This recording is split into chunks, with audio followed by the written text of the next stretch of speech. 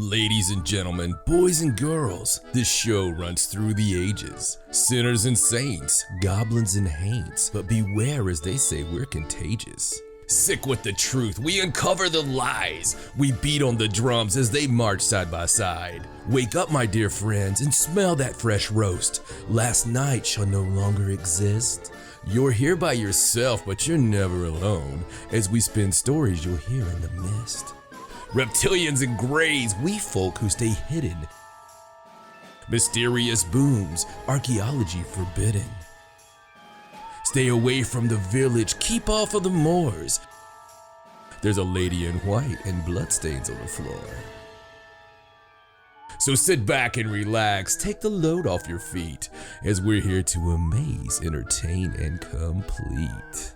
You see, my name is John, and Stacey's here too, and my, do we have something in store for you.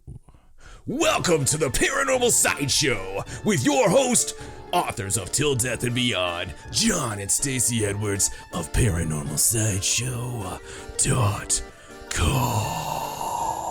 Hello and welcome to the Paranormal Sideshow. I'm your host, John Edwards, and joined as always by my lovely wife, Stacey. Hello. And we're social distancing for a sport. We always have. Mm-hmm.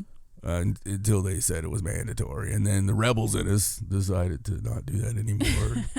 Freak people out. Pull the mask up when they're not watching. Give a little smile, a little grin. A little cough. We literally, I don't ever go to Walmart, man. Never do I go to Walmart on purpose. When I do go, I sit in the parking lot and flip off the sky the whole time because we had to go to Walmart. But I had to go because I was looking for something in particular that I had to look for. And there was this little old lady in front of us. Literally, I have not been there with the little yellow things you step on. And so this little old lady, man, I'm used to, my life's in a rush. I'm always in a hurry. Mm-hmm. I'm one of these people, I want it yesterday. I have to have it yesterday. I'm in a hurry. Mm-hmm. And a lot of that has to do with, I don't know if it's the crazy or the pain or the crazy pain. You just don't want to stop very long. But I see like these yellow things, but she's stopping, man, for no reason. There's nobody in front of her. Bless her heart. She stopped on every single circle. No, you're making it sound sweet. She stopped at every No, you're making it sound sweet. You're making it sound like we should have thrown bread at her or something. She stopped at everything that said, the little markers for the 6 feet. She stopped on every one and stood there for a second. And then when she got to the door, she looked at the little guy and waited for him to motion her in. It was really time consuming. Yeah, you know what's scary about that? Okay, this lady probably, I don't know. It just bothers me that people are waiting on people to motion them in. That we're giving someone that kind of power now. Right.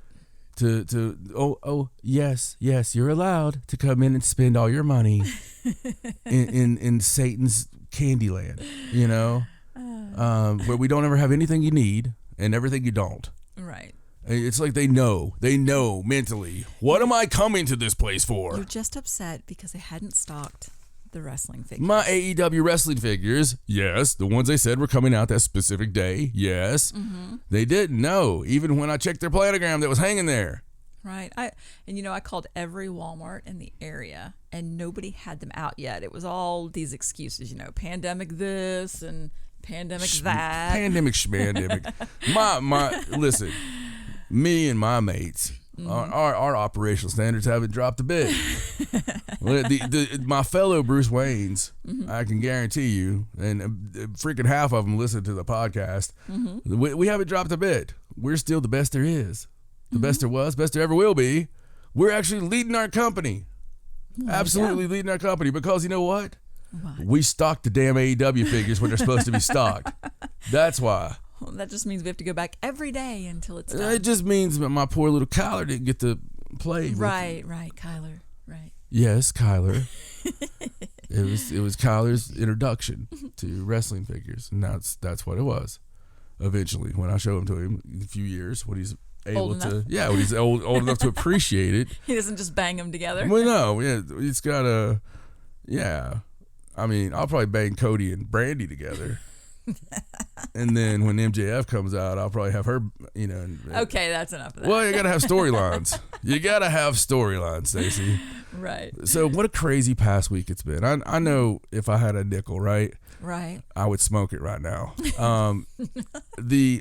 It's been a wild past week, and there was some paranormal stuff. Every now and then paranormal things happen. Go figure. Mm-hmm. And every now and then you don't know why they're happening. Okay, so you're just kind of a victim. Right. And I was victimized heavily this past week. So some little things started happening, little odd things that don't normally happen. Now we have normal odd things that happen. Mm-hmm. We have normal. This is the realm of accepted behavior, dear ghost. Right. We have ghosts that are here at our house. We have elemental beings, if you want, if you will, mm-hmm. that are in the house. Okay, let's just say that. And everything's cool. We make them tea. They don't throw me around. Good stuff. So there was some little things happening. There was some telltale things that were happening. There were some things with, I don't know, man. There was just things happening. There was mood things. There were mountains out of molehill things. It was the laundry list of things that happened. Mm-hmm. And you have to leave the situation sometimes. You really do. When something weird, when it's not right, when something just don't feel right, it smells rotten in Denmark, don't eat the cheese, okay? And I'm just saying it was weird. But then it all culminated. It culminated when I was asleep. Mm-hmm. I was asleep. I don't sleep well anyway because I am a hard worker and I do a lot of other stuff and I've got stuff on my mind all the time. And I have a ton of reasons that it's hard for me to sleep. So I sleep maybe an hour. I almost get up every hour on the hour. I mean, it's close. Sometimes I'll get a deep sleep. I'll get like 3 hours, and then I get up. Whatever. It's just my life. I've lived it the whole time, and it's all been like this. So anyway, I was sleeping, and I don't know how else to really put this up to you guys. If I didn't share so much with you, I definitely wouldn't share this. Mm-hmm. But I woke up, and I was looking down at the head of my bed. And when I looked down at the head of my bed, it was like, when Wile E. Coyote is running off the side of a cliff, and he doesn't realize he's running in the air until Roadrunner is like, right, and, right. and it points down or whatever. Right, and he doesn't fall until he notices he's in the air. Right. Right. Right, and he looks down and hangs there for a minute and says bye-bye. Well, right. I didn't get a chance to say bye-bye. You forgot your sign? No, I didn't have my sign. So the memory I have of this is exactly, I remember looking down and wondering if I was standing up, and I wasn't. And then it gets kind of foggy as I'm crashing into my side table, my lamp, my books, everything, and just there was so much noise. Mm-hmm. It was so much noise. There was so much crashing and breaking and what have you. Even after I was already on the ground, there was still books flying around. Mm-hmm. I know that even sounds strange, but that there were. There was. It was a good few seconds of that shouldn't have been sounding that way. Right. No force should have been doing that from that. There should have just been one boom. Right. But it wasn't like that. It was very violent. Mm-hmm.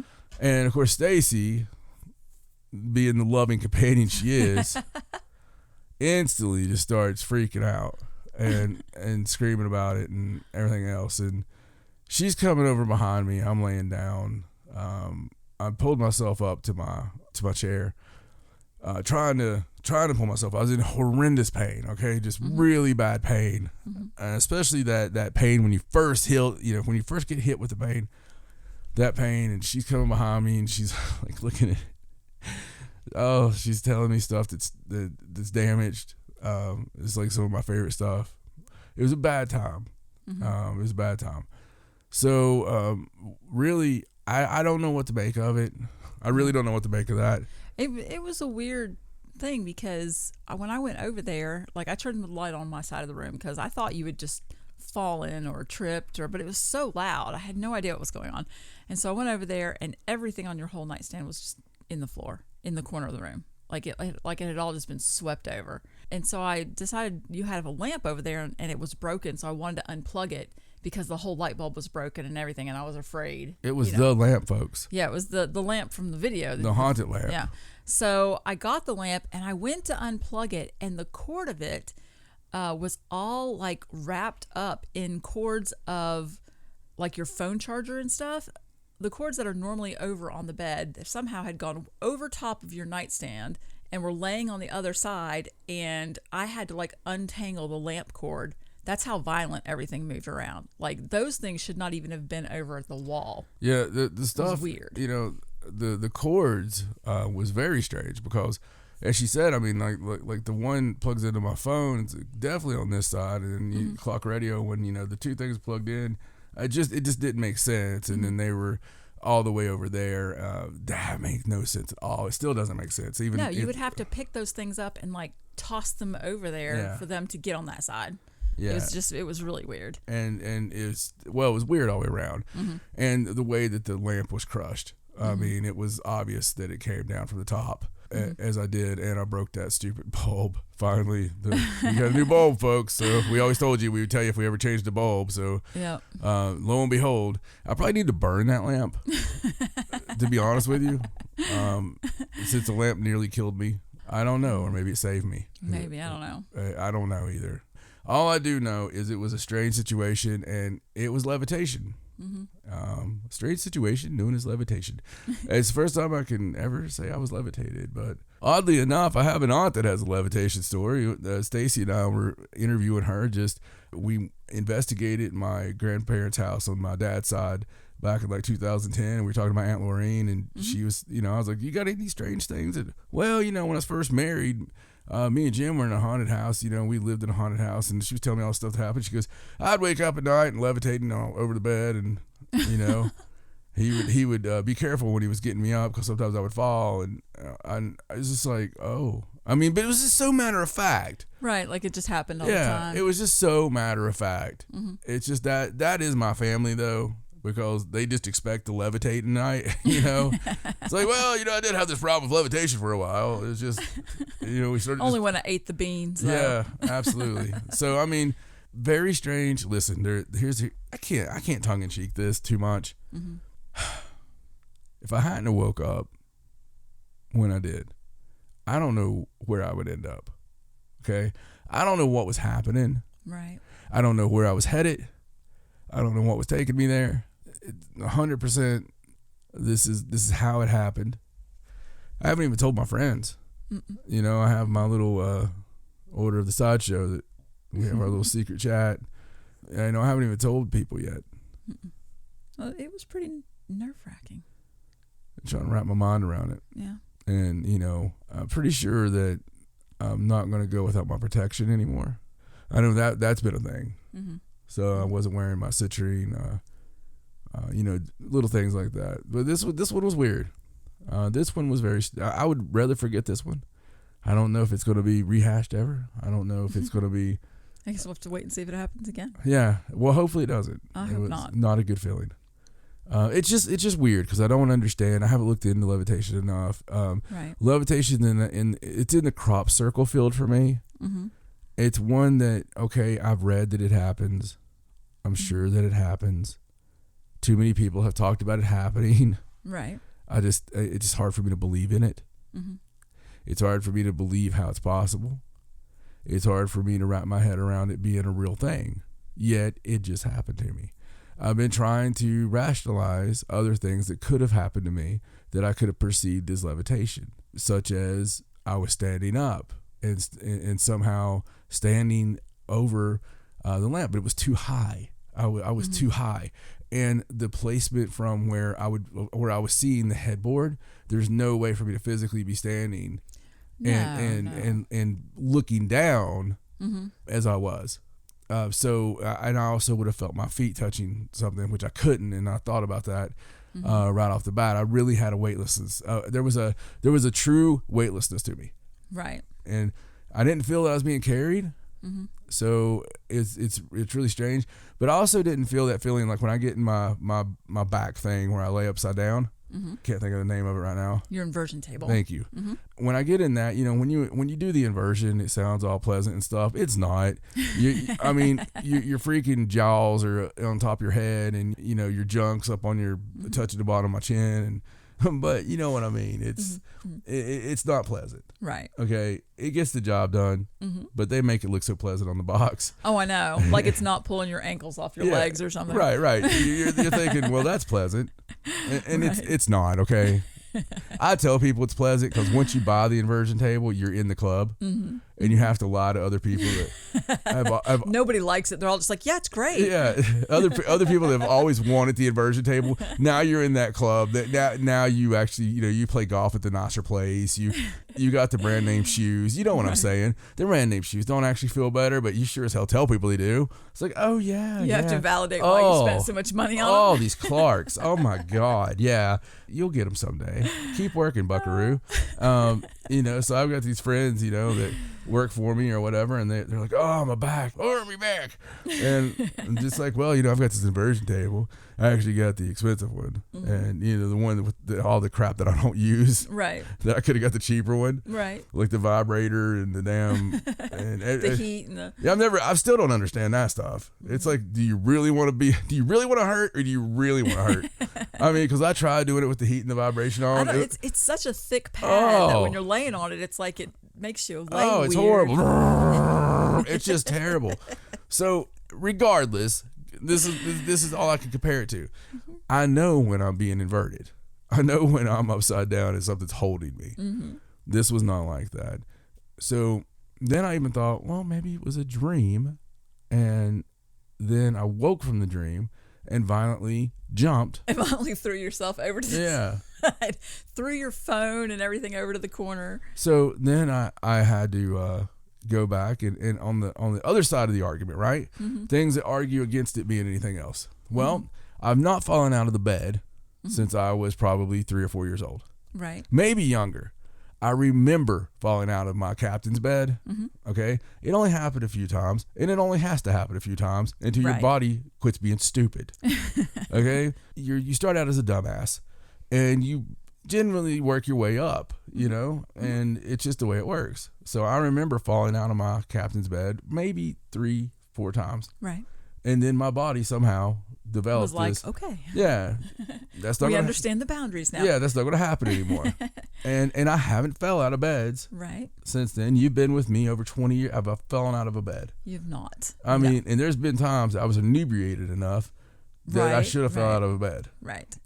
Something else I didn't tell you too is when I fixed the lamp the other day, I, got the old piece of the light bulb out, and I got a new light bulb, and I went to put the shade on. I had to get a pair of pliers and untwist the metal that holds the shade. Like the whole top of it was like twisted. It was very weird. I had to bend it back so that the shade would go on straight. Do you think that damn lamp attacked me? I don't know, but whatever. I mean, your nightstands are not that high off the ground. No. Like if that lamp just fell off the nightstand, it's not going to do all the damage that it shouldn't have done what it did. Shouldn't have broke the light. No. I mean, there's a shade on it. Yeah. And it sure as heck wouldn't have bent the entire metal part around where the light bulb goes to the point where I had to bend it back just to get the shade on.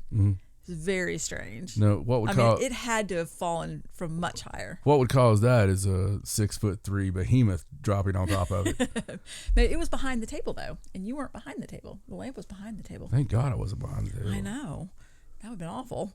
Yeah, I mean, it's lucky I didn't sustain a really bad injury.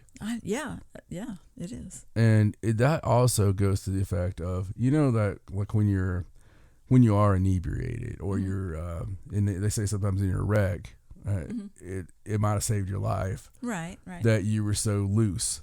Right. True. But we thought at first maybe you fell on the table, but you didn't have a single mark on you. No red spots. No lines, no bruises, not even a fall that hard, you would have had some sort of at least red spot for a while. I don't even have a sore spot. And there was nothing. Yeah. Absolutely nothing. I don't even have a sore spot. Not your arms, your back, anything. We checked. Yeah. So I don't know. It's really strange. There was strange stuff leading up to it. There was it felt like I got shoved a couple of times. I was in the shower, and I could have. It felt like I got shoved a couple of times. There was things happen around the house, like someone falling down the steps. It never usually happens. A guest, and that this stuff just doesn't happen. And it was all in the same little period of 4 or 5 days. Right. So and sometimes you just have to go back and look at that stuff. Right. You don't see it at the time. Right. Even though we look for stuff like that, it wasn't like. Yeah, we just register it now. Yeah. And keep it on the guest registry in case it becomes a full blown, I think it's been taken care of. Yeah, it's good. It's good. It's gone. Whatever it is, it's gone. It feels very not inhabited right now. So I don't know, man. It was just one of those things, it was unique and I really don't know what it was. And it goes back to some like freaking abduction experiences, that people, when you read about them, right. That's about the only thing I can think of. Cause usually the levitation with a demon or something like that, it's on the bed. It's not usually like taking you on a tour around the room. Right. Or trying to, you were heading towards the window. I was. That's the direction of the window. Yeah. I was headed toward the window. How the hell would you explain that one? I don't know. Man, they put you in jail forever. The thing is I was dead asleep. Normally you wake me up sometimes though when you wake up so much, but I didn't wake up until that loud crash. Like I was out. Oh my God, that crash. That crash was so. I wonder what our neighbors. Oh my God. It was. We literally live beside someone in the CIA, yeah. And I know that's funny with us, right? Oh. So we joked about it forever, and then we found out that it was legit. That somebody literally lived beside us in the CIA. Yeah, works for the CIA. And so it's funny and it's not, because man, maybe they were up to something. Maybe so. There you go. You were just side effect. Yeah. Yeah. I don't know. It's very strange. We just wanted to share it with you for whatever reason. Because that's what we do. It is what we do. That's what we do. So we're watching a new show. we watch a lot of shows, but only sometimes do we feel like mentioning them. And Cursed is one we feel like mentioning. Yes. It's a Arthurian retelling with a lot of female power, in there. But I dig it. It's really good. I dig it. Sometimes you just have to let your issues go with things being changed or things not being this or things not being that. It's got a real cool side story to it with the Fae, and I just like it. I like the chick that plays the lead. It's very binge worthy. Yeah, not to mention there's a Skarsgård in it. Well, the Skarsgård as far as I'm concerned. Gustav Skarsgård. Yeah, Eric is sexy from True Blood, but I don't know what his actual Skarsgård name is. It's like his Christian name. I don't know what his Skarsgård name is, but it's got Floki in it. Yes. And Floki is the Skarsgård. Yes. If you were doing it on the Baldwin scale, he'd be the Alec. The Baldwins. Come on, there is a Skarsgård that is the Steven. There is. Is there? There is a Steven Skarsgård out there. It's he is God, that guy is like, if I had that other Skarsgård, I would directly wait till my wife got better from childbirth and beat the crap out of her. It'd be like, really? After all these years of marriage, we had these wonderful kids. Whose is that? Yeah, but look at all the really awesome Skarsgårds. It's like they weren't getting any of the bad DNA. It all had to go somewhere. Do you run out of good DNA? Is that the thing? You look at the Mannings, right? You've got like Peyton, Eli, and like Bert. There's always like that. There's always like that Is one. Is he the oldest or the young? I don't know. For the argument's sake of having it funny, he's got to be the youngest. But no, he might be the oldest. I don't know. Maybe it just comes out in different spurts, or you have to hold your head right. I don't know. It's very puzzling to me. I've got friends, I'll meet their brothers, and it's just like it's like odd little gloops of them, that have no talent, and it's just, I don't know, it bothers me. It really does. Siblings are strange. I agree. Yeah, well, I'm sure you do. You and your sissy are you guys are an enigma, because you're so much alike and so different at the same time. We are. you're almost so different that it makes you alike. it's very weird, and there's times I can look at her and I see you, and times I can look at you and see her. Now that wouldn't make sense to most people, right. But there is. It's the mouth. It's like the facial expressions that we make. I think that's what it is. Maybe I don't know. It's just really weird. You guys are strange, and so I'm glad I have none. I'm very, very happy. I've never been one of those kids. It's like wanted, yeah, a little brother or sister. Like, oh, I really wish I had a brother. No, when I had friends come over, I would have a friend come over and they'd be there for like 10 minutes, and I could tell if I was going to be able to be friends with this person, because you really couldn't tell till they were actually at your house. Right. And after about 10 minutes, and some kids went through like 5 different things they wanted to play with. And they're playing with everything very violently or wrong or disrespectfully or whatever. Right. I would get sick or. You'd be like, you got to go home. Yeah. And sorry. I would just be like, oh, like, I'm so sorry. This is so horrible. I was looking forward to this so much. And, go through the whole deal. Mm-hmm. I was bad about that, man.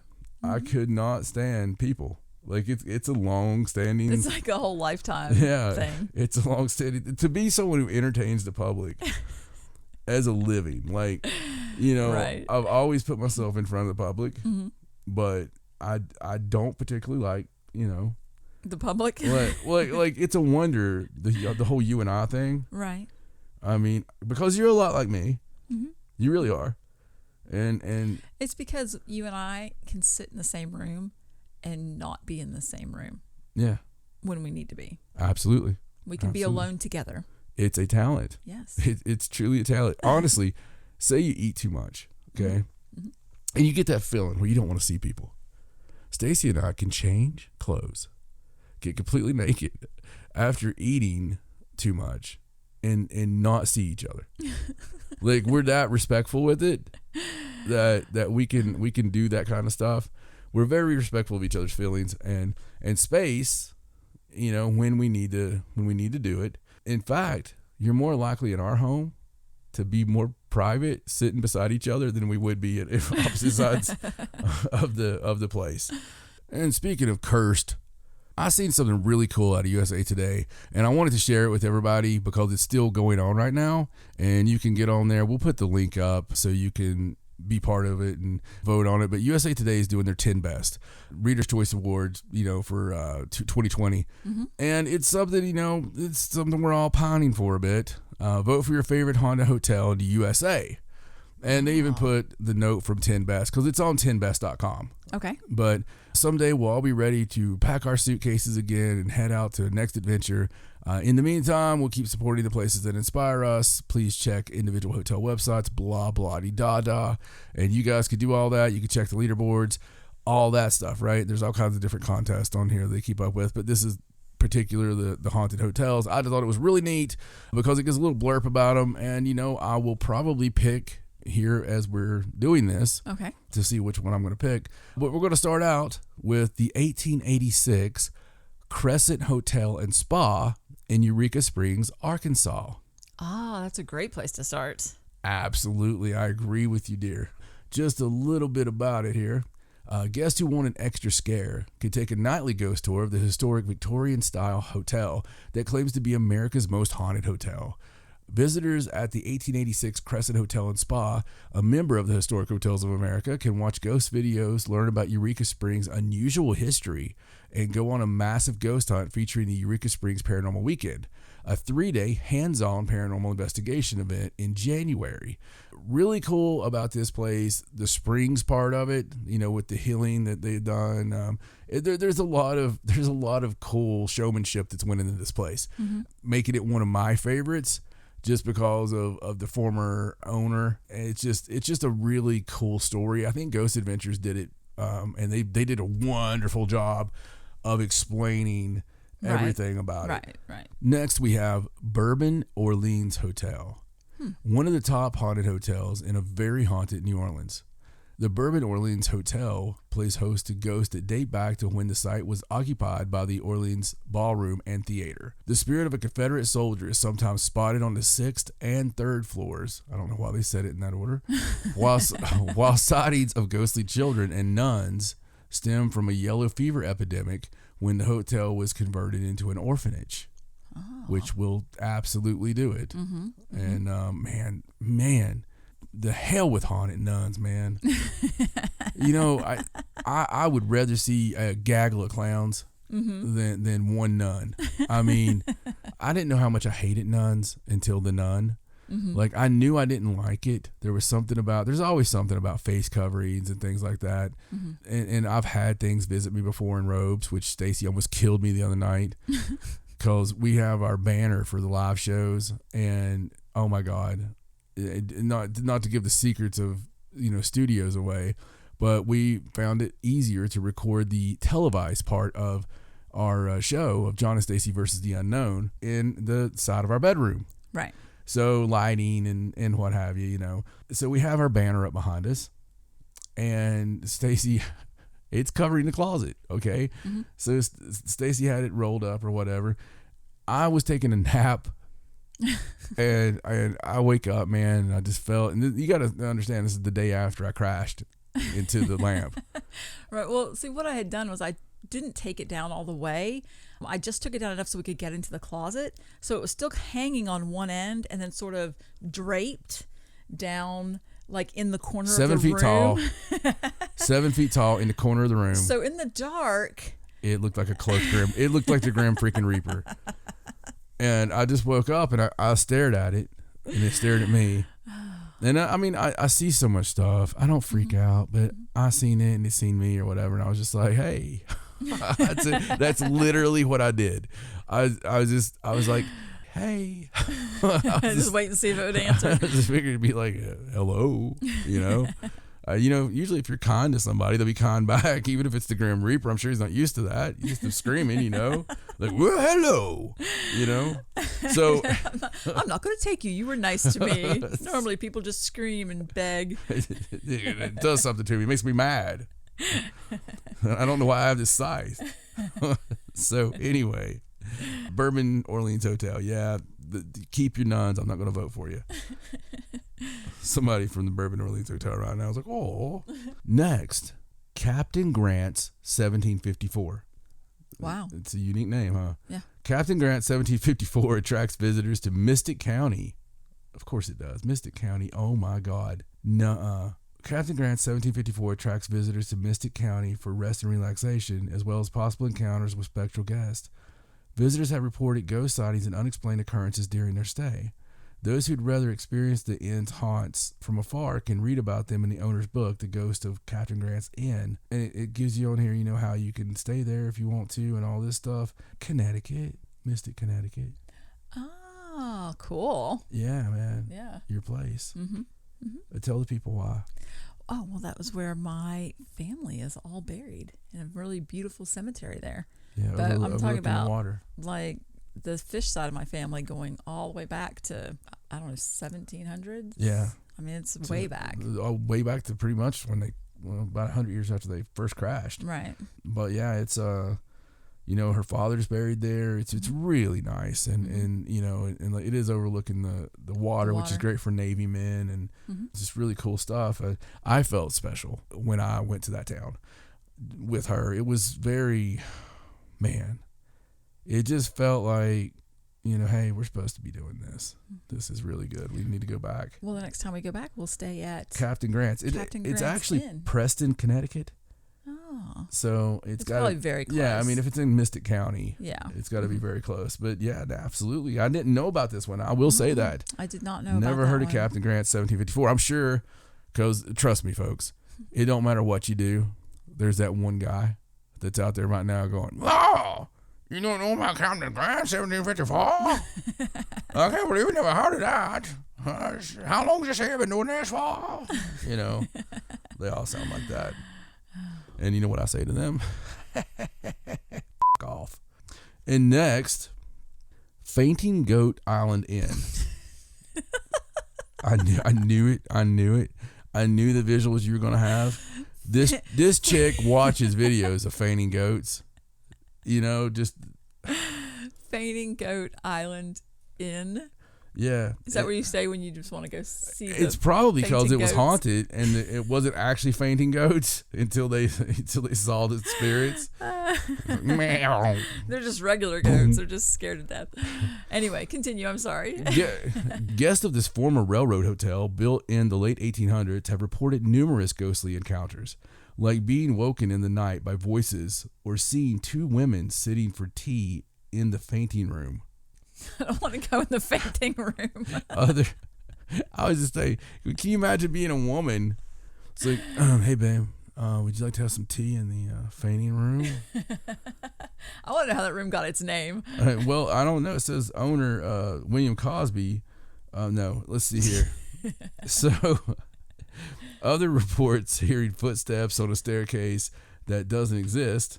Well, that's cool. Or finding a child-sized chair next to the bed in the Nubian room. Oh my God. Can I say that? Oh my God. It's in the article, isn't it? Yeah. The Nubian room. I mean, if that's what it's called. It's just like, hey, can I stay in the Nubian room? Why, yes, you can. Well, that's an interesting place we're not going to go to. Yep. By the way, folks, there's 20 days and 8 hours left on this, so you can vote. I'm going to keep going here. You can research all of the places if you want before you vote. So next, see what kind of winner we have here. Next is Hotel Saranac. Not to be confused with the Sarlacc pit, from Return of the Jedi. Right. I wish it was the Hotel Sarlacc. I bet they have one there. Probably. I bet, when you go visit Jabba or whatever. This historic hotel in the Adirondacks dates back to the Roaring '20s, on the ground of a former local high school. According to local reports, the spirit of Howard Littrell, the school superintendent, still roams the property.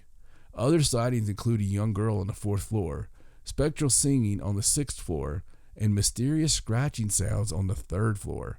Again, they're really doing them out of order. Yeah, they're doing them out of order. Do you know how you can tell that's?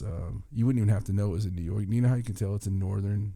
How's that? Well, I mean, the hotel's been there since the 20s, and it's on the grounds of the former high school. Right. So, I mean, back in the pre-1920s, to have a high school, I mean, normally you were graduated by like 4th grade. I mean, or you just quit going. Yeah, in the South. Right. You're married by 6th grade. It's a hard life, man. Hard life. So next, we're going to go out west. Okay. Hotel Sorrento.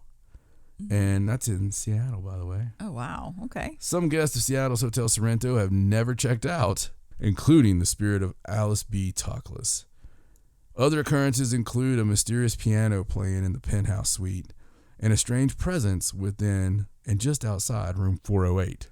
Yeah. Well, we know Seattle's really haunted. It's one of those really haunted cities. Oh yeah, it's super haunted. It's like mega haunted. It's got a lot of bad juju with it. It does. I agree. It's just I have a lot different opinion than I used to of Seattle. I believe Seattle's not a place. I mean, it seems wonderful, but I don't know, man. It doesn't seem like it'd be right for me. No, me either. Maybe for a visit for a day or so. Yeah. The next one is La Fonda on the Plaza. Ooh, La Fonda. Yes, La Fonda. The Fonda. The original building of La Fonda on the Plaza in Santa Fe once served as a courthouse where felons were hanged. Oh my goodness. Until dead.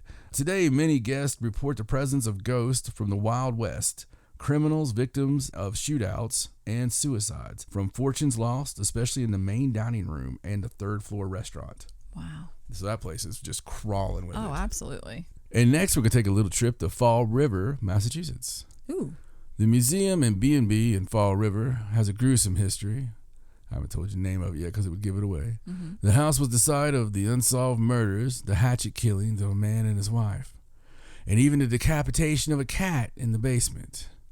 Visitors to the B&B can choose from 6 rooms and suites that they may or may not be sharing with the spirits of the departed. And of course, everybody should know out there what it is. I knew what this was. Tell me what it is. Lizzie Borden. Oh, yeah. The Lizzie Borden bed and breakfast. Mm-hmm. You're kind of expecting it there, you know. I don't know. I'm not big on bed and breakfasts anyway. Well, I think that whole area, that Falls River area, is supposed to be part of some kind of triangle paranormal activity. Well, you know, something that's not part of a triangle is Mobile, Alabama. But if you visit there, you would damn sure think it was. Trust me. There not long ago, and that's where I saw that crazy ass donkey. Do you remember the donkey? Yes, on the side of the road. Yeah. The freaking demonic donkey. Man, that was scary. That was so weird, man. Anyway, it's the Malaga Inn. The Malaga Inn in Mobile's downtown district is a popular place to stay, especially during Mardi Gras. It's also the supposed home of the ghostly woman in white who has been spotted pacing the balcony of room 7. Some guests have also seen a chandelier swinging back and forth, lights turning on and off on their own, and pieces of furniture that have been rearranged. Ooh. Yeah, so it's not particularly haunting, is it? No, it's the woman in white and pacing on the balcony. She's probably just wanting out of same Alabama. Same old. I didn't mean that, Alabama. Totally meant that, Alabama. The next one is the Marshall House. Okay. And it's Savannah, Georgia. Savannah is the oldest city in Georgia and comes with its own share of ghost stories. But the Marshall House tops them all. This historic hotel opened in 1851 and was used 3 times as a hospital. They didn't learn their lesson the first 2 times. One story claims a doctor buried amputated body parts under the floorboards because the ground was too frozen to dig. Stories abound of ghost sightings in the hallways to faucets turning on by themselves. The part about the body parts under the floorboards is enough for me. Right. That place, I mean, it's Savannah. I mean, so it's haunted anyway.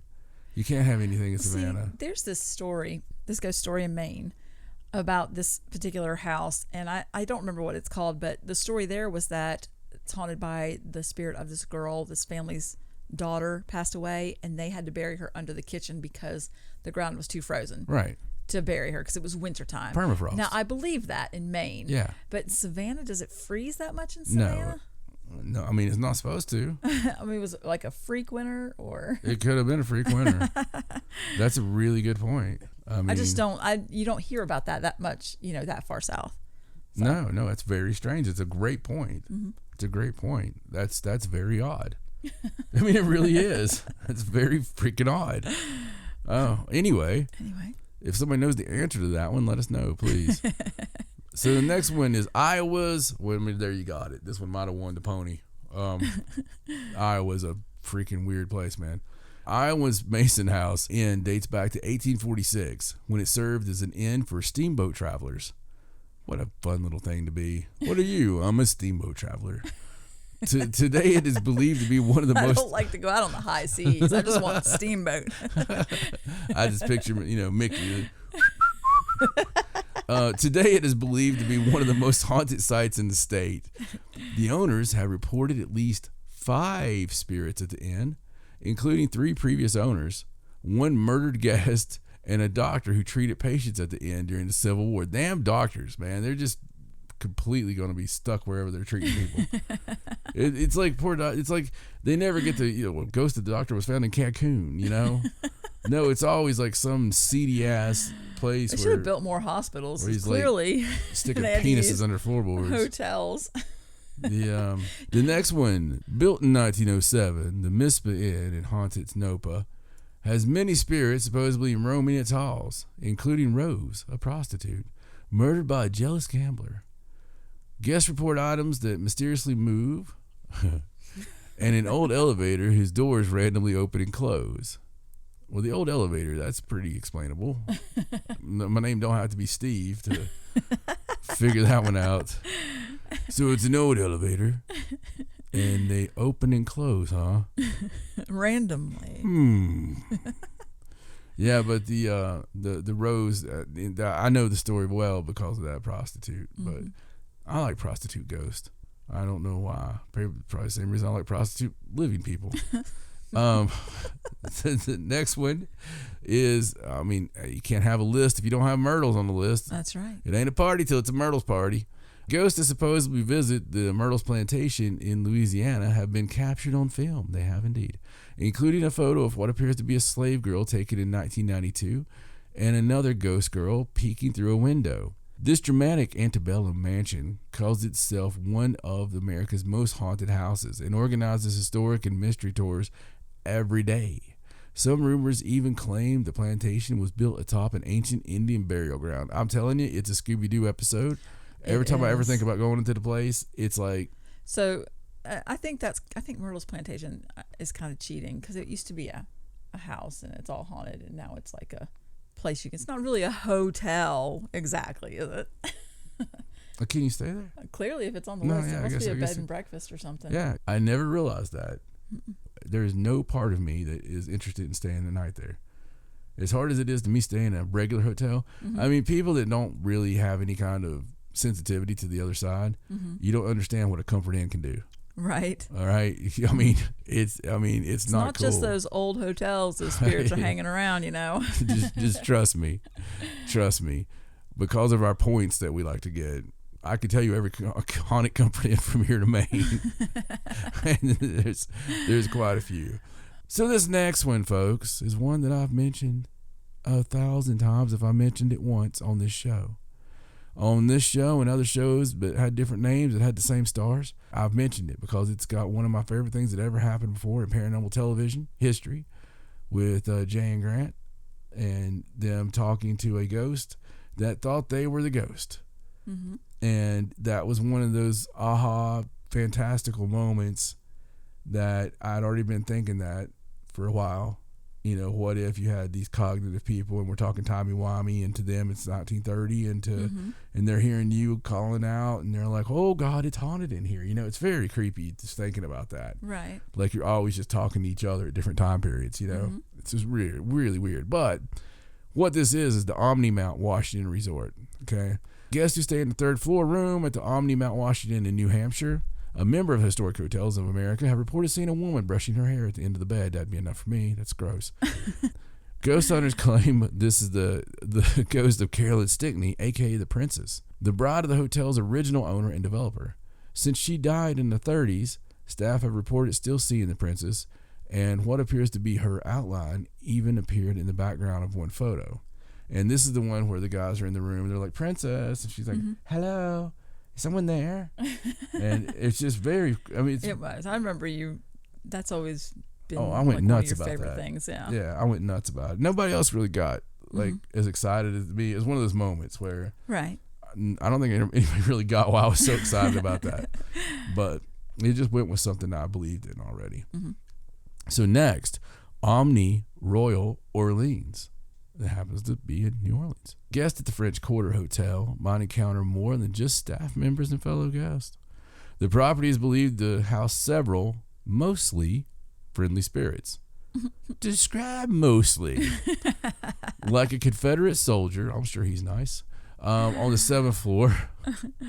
An 18th century maid who randomly flushes toilets and runs baths. And several special children. That's weird. Special children, like... I don't know if they mean special children like you donate for their well-being right. online, or would... Or like gifted? Maybe gifted. Gifted. Maybe. That's weird. It's weird to say it like that. The Confederate soldier on the 7th floor, the 18th century maid randomly flushes the toilets. Sounds like she's kind of special too. and she runs baths. And several special children. Huh. Maybe they meant to write spectral. And it's a typo. Dear God, they did write spectral. they look at that. Look at that. They did. They wrote spectral. It is very small type. Oh my God. Well, I'm looking at it with one eye. One eye's behind the microphone, and I apologize, children.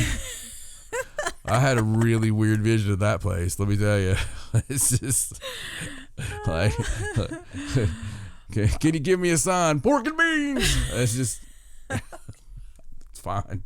It's not like they weren't thinking it too. So let's quickly go to the Oxford Hotel. Okay. In Denver.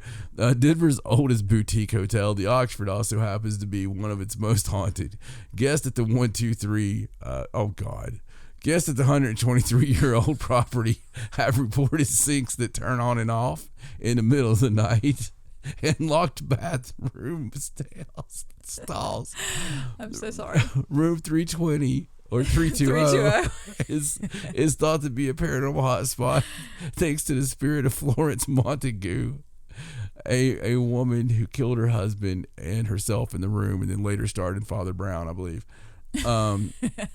Anyway, sorry, Denver. I'm sure that's a really cool place. I probably just did it wrong. And so the next one, the Sagamore Resort in Lake George, New York. Okay. This luxurious Victorian hotel opened in New York in the 1880s, designed as a destination for wealthy guests, and the legend suggests some of their spirits may still be lingering. People have reported a spirit couple in the restaurant, a woman in a white dress, a young boy on the golf course, and another ghost in the elevator. While the hotel itself, a member of Historic Hotels of America, doesn't loudly proclaim its haunted rumors, it's big on the radar for ghost hunters. And it's beautiful, too. It is gorgeous. All right, this next one is very popular, the Stanley Hotel. Ah, yes. This dramatic, massive white hotel seems to rise out of the Colorado mountains in the otherwise quaint and old-fashioned tourist town of Estes Park. A member of the Historic Hotels of America, the Stanley Hotel's haunted history stretches far back, but it became famous in the 70s after author Stephen King visited. Of course, he was probably freaking high as a kite. He set the scene for his best-selling book and subsequent movie, The Shining, at the Stanley. Today, guests visit the hotel to see the long, spooky hallways and listen to Red Rum. The hotel organizes a special ghost adventure package, complete with a room on a scary fourth floor. That's a good one. I mean, if you're going to stay there, stay on the fourth floor. Right. So now to the next one. Some staff and former guests of the Tubac Golf Resort and Spa in Arizona claimed that the Otero House is haunted by at least 4 spirits: a young boy, a lady in gray, a cowboy, and a man. The Arizona Paranormal Society has also reported hearing strange sounds and seeing objects slide across the floor. Sounds spooky. It does. So there's some really good candidates there. What do you think? There really are. Honestly, I think they had me with Crescent Hotel right at the beginning. Yeah. I don't think anything else really stood up to that. I mean, even just looking at the place. I mean, I know. It's crazy looking. And, the whole history of it and all the stuff they found there. I don't know. I think that one's got to take it. Now, I mean, I know Myrtle's is on there, but to me, that's not like a hotel. Yeah, no, I got you. You. It's, I'm voting for it right now. The vote's in. So, and it's, we appreciate your vote. The 1886 Crescent Hotel and Spa is currently ranked number 3 of 19. Oh, wow. So other people agree with us. Yeah. A lot of other people. Yeah. Cool. So right now, I'll give you guys the leaderboard. Okay. Number 1, the Stanley Hotel. Of course. Which is cheating because it's just people are seeing it and they're like, oh, it's the Stanley. Oh, Stephen King. Yeah. Number 2 is the Mispa Hotel. So, I mean, that one. It's funny that I kind of end that one, but, it does have a great history. It does. Number 3, of course, 1886 Crescent Hotel. Number 4 is the Fainting Goat Island Inn. Number 5 is the Marshall House in Savannah. Number 6 is the Hotel Sorrento in Seattle. 7, I'm just going to do top 10. La Fonda on the Plaza at Santa Fe. Number 8 is the Oxford Hotel in Denver. Number 9 is Lizzie Borden Bed and Breakfast. And number 10 is the Bourbon Orleans Hotel in New Orleans. Wow, I'm surprised Lizzie Borden's not higher. What's the very last one? I'm just curious. The very last one is the Omni Royal Orleans in New Orleans. Wow. Pretty cool, though. Good stuff. And, man, ours is way up there. So yeah, get on there and vote. I got a lot of feedback from our last episode. I got a whole lot of feedback, actually. I got a lot of messages. And people really dug the one-liners. Yeah, they did. Yeah, they really enjoyed the one-liners. So I'm not going to do it all the time, but I figured since people liked it so much that I will make a from time to time thing, and we'll call it one-liner diner. So whenever we want to eat some fun, we'll go to the one-liner diner. I got you. And I figured we would go ahead and do some one-liner diner tonight. Oh, sure, okay. So prepare yourselves. Oh, okay. He's old enough to remember when emojis were called hieroglyphics. He's so old, he gets nostalgic when he sees cave paintings. My psychiatrist told me I was crazy. I said I want a second opinion. He said, okay, you're ugly too.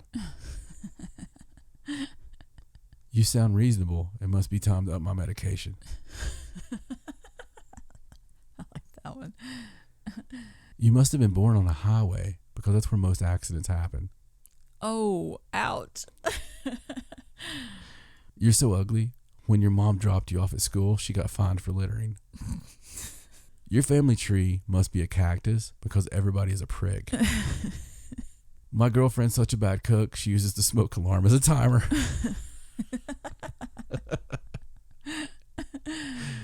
I was going to give her a nasty look, but she already has one. I'm not insulting you. I'm describing you. Oh, ouch. I don't think you're stupid. You just have bad luck when thinking. Stupidity's not a crime, so you're free to go. Oh, wow. I'm so jealous of all the people who haven't met you. You're so fake. Barbie's jealous. I don't know what your problem is, but I'll bet it's hard to pronounce. The last thing I want to do is hurt you, but it's still on my list. Being an adult is just walking around wondering what you're forgetting. I believe that. Apparently, I snore so loudly that it scares everyone in the car I'm driving. That is very true. When wearing a bikini, women reveal 90% of their body. Men are so polite, they only look at the covered parts. Polite. I just read that 4,153,237 people got married last year. Not to cause any trouble, but shouldn't that be an even number? It should. Doctor told a woman she can no longer touch anything alcoholic. She filed for divorce. A good wife always forgives her husband when she's wrong. This one's oldie but a goodie. I think I even said this one last week. My wife and I were happy for 20 years, and then we met. I asked my wife if she ever fantasizes about me. She said, yeah, about taking out the trash, mowing the lawn, doing the dishes. Jesus, here's one I can relate to. It's not even funny. It's just relatable. My wife gave birth 4 times and still fits in her prom dress from high school. I gave birth 0 times and I don't fit in my pants from March.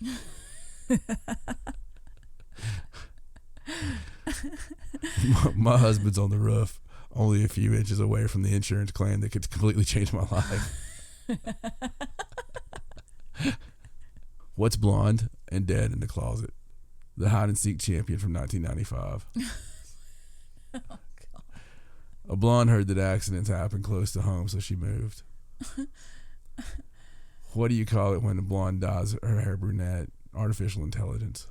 Are we doing blonde jokes Yeah. now instead of one-liners? Yeah. Okay. Yeah, sorry. I seen blonde jokes. I just had to do some.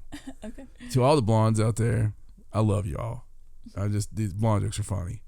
Just pretend they're brunette jokes. How do you make a blonde laugh on Saturday? Tell her a joke on Wednesday. Oh, Lord. What do you do if a blonde throws a grenade at you? Pull the pin and throw it back. You know you're ugly when it comes to a group picture and they hand you the camera. What's the difference between a poorly dressed man on a bicycle and a nicely dressed man on a tricycle?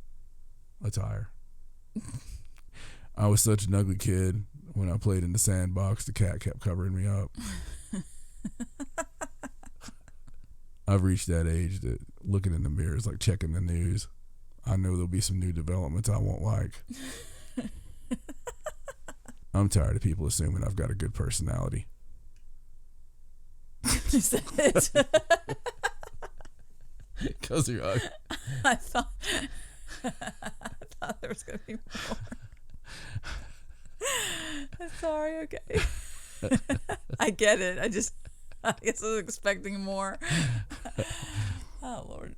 How do you know if you're an ugly girl? You know how much drinks cost at the bar.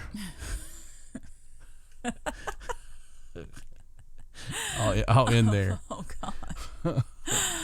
Oh, that's horrible. That's horrible. You only laugh because it's true. Oh, Lord. Oh, well, there you go. It's just, it wasn't really one-liners. I kind of went all over the place there. You really went off the bar there, didn't you? That's okay. It's funny. Yeah, well, there you go. Speaking of funny and not funny, I think it's time for, why don't we stick an advertisement right here? Okay. Sweetie, sweetheart, John, where are you? Hey, baby. What you doing? Loading my guns. Oh, yeah. I mean, I see that, right? Have you been watching the news again? Nope. Okay. Did they call you about the whole "we didn't steal the damn giant bones" business again? Nope. Oh, no. John, honey, you better hide the bikes better this time. No. But it leads right back. Not that. No, I mean none of that. I'm protecting us from the burglars. Oh, honey, he doesn't really take your hamburger. I know, boo, I know. Someone snuck in and decided to give our entire back catalog, John and Stacey versus the Unknown, Raj's Tarot from a tent, and now I read something completely insane. Oh, that for Patreon members only, one episode of the Paranormal Sideshow per month will come to them live and interactive for patrons? Yes, that's it. And all this for only $2.99 a month? Is it the people from the Smithsonian, Stacey? No, baby. Is it the Venezuelan wood oil protesters again? What? No. It's just our special lower for the people, Right the Rona special. Special? So it'll pass soon? Oh, no, sweetie. This special will be here forever and ever and ever and ever. That's right, Paranormal Sideshow fans. Go to patreon.com/Paranormal Sideshow and sign up now for just $2.99 a month, and you will become an official ringmaster. With your subscription, you'll get the entire back catalog of Haunted South, The Third Side, and yes, Paranormal Sideshow. You'll also get John and Stacey versus the Unknown once a month. You'll get Raj's Tarot from a tent whenever we get Raj up. And now, introducing, once a month, you will get an episode of the Paranormal Sideshow, live and interactive, while everyone else has to wait. The best deal into paranormal, considering that damned old Loch Ness monster wants about $350. $350. Get out here, you old damned old Loch Ness monster! Get out of my studio! I already gave you $350 last week. Well, there you go. What a good deal that is. It is. And speaking of the Patreon, yes, I think we have some shout outs to do. Some patrons? Yes, some new patrons. Yes, new patrons. Shouteth out of the name of the patrons. All right. So we'd like to give a big thank you to our new patrons. We have Raymond Van Hoff. Hello, Raymond. Chris Martin. Chris. Yes. Long time, man. It's nice you finally joined the club, buddy. Chad Harlan. Chad. Hi, Chad. Hi, Chad. It's, again, clubbeth. Nice of you be here. And Stephanie Kroll. Kroll. Yes. It just sounds like a name. I'm gonna have to get her as an arch enemy, just so I can Kroll. I love that name. Very good name, Stephanie. Yes. Yeah. I mean, it's a very woody name. It is. It is. I laugh because it reminds me of, I love that movie, How to Lose a Guy in 10 Days. Yeah. And there's this one part where, in the movie, she's doing everything she can to try and get him to break up with her because she's trying to write this article on how you right. So she names his private area Krull the Warrior King. And that's all I can think of every time I hear that name. Well, we just lost Stephanie. Well, I mean, her last name's not Krull. It's just really close enough to make me think of it. I just thought it's funny. Still lost Stephanie. Appreciate it, Stephanie. It was fun while it lasted. Yeah, we really appreciate all of you for joining, and tell your friends, tell your enemies. It will satisfy them either way. The Patreon has got so much fun stuff on it, and with the new announcement, doing one of these live per month, the 4 we do per month of the actual Paranormal Sideshow, having the one live episode, interactive with everyone, off the cuff, it's gonna be Harry Wallbanger. It's gonna be interesting. Yeah, it's gonna remind me of the old days with the old haunted salves and stuff. So a lot of fun there, and of course John and Stacey versus the Unknown. We had such a good time with episode 1. We did. It's still available there for you to go and look at it. If you didn't get to join us live, I really highly suggest you go. We did a deep dive on giants and other such things. But, I think the deep dive part went really well. We actually kept a little bit more serious there than we do on the sideshow. But everything's going to be a deep dive on there. And just really exciting. We're enjoying the hell out of this. And next up will be the Tarot from a Tent, which is going to be just as fun as it sounds. The Mystic Raja. So we're going to have I'm going to give her a different name every time I talk about her. The Randy Raja. Yeah, but yeah, she's looking forward to it. So we need you to submit some questions. So any of the patrons out there who have a question you're wondering, you can submit that privately. We don't even have to say your name on the video that we do for Raj's questions, but that is coming up next. So you could submit those now, please, and just send them right to our email address. You can send me a message on Patreon if you want to, or you can send them to paranormalsideshow@gmail.com or in a Facebook message on our Facebook page. Yeah, just address it in the heading. Tarot question. Yeah, tarot question or tarot from a tent. However you want to do it. Raja question. However you want to do it. She's legit and she does a really good job at it. So yes, we'll have a little bit of fun, but you should get a pretty good answer. And if we don't get to you, then screw you. I'm not going to apologize for it. So it's completely random. That's why she's Random Raja. Oh, now she's Random Raja. She's Random Raja, the tarot reader. Okay. So, and speaking of randomness, it's about that time for Stacey Edwards and some paranormal news. Coming to you direct from the Sideshow Intercontinental Center for Strange Events and Odd Irregularities, she's more stealthy than a Cold War era spy. If it's from beyond the grave or above the sky, there's only one girl who looks under every rock to see. She's got your mysterious goodies and spells Stacey with an E. It's now time for Stacey Edwards and Paranormal News. All right, so let's get to the news. Let's. I was thinking, I bet on the planet of Mandalore, they never had trouble with viruses. You don't think? They all wear helmets. It's just... It's the one thing you wouldn't have to worry about is pandemics. I suppose. Anyway, continue on. All right, so we're going to revisit a story that we did on the last show. Okay. And it was this first story that we did, and it's about the New York Times article that came out and was talking about the Pentagon and their UFO program and how it never really went away. It's just been moved to a new department. Right. Basically, they had a line in there of objects are in our possession that are not from this earth, off-world, however you want to put it. Pretty interesting statement there. That was from Eric Davis when he was addressing the Pentagon. And, the statement's not been refuted. It's not been debunked or anything like that, but it's just one of the things that really stand out in all of it. We've known that for years. I mean, anybody in the ufology field, they've recovered craft and all this stuff, and a lot of this is like that. It reminds me of when I was doing security, right? I would get in maybe at least a fight every day, and at least one. And then you go into one of the locations you do security for, and somebody had to actually get into not even a fight, but detain somebody. And they thought it was the biggest thing ever, okay? And here you are. You've literally fought for your life against people with warrants. You've choked them out. You've broke their arm twice.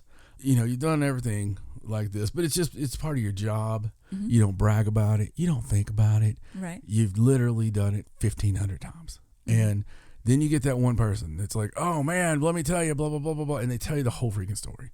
Bores you to tears. And it was such a big deal to them. Okay. Even though they know what you do and they've heard stories or rumors about what you've done, it's still, that's not them, right? Right. This is them doing it, seeing it, whatever. It reminds me of that in a weird way, because this is, until like a paper of record says something, it's like they pretend it doesn't exist. Right. You know, and then all of a sudden you get like NBC has a big article out, CNN has live things on, Fox, New York Times, the Post, everybody has something on this.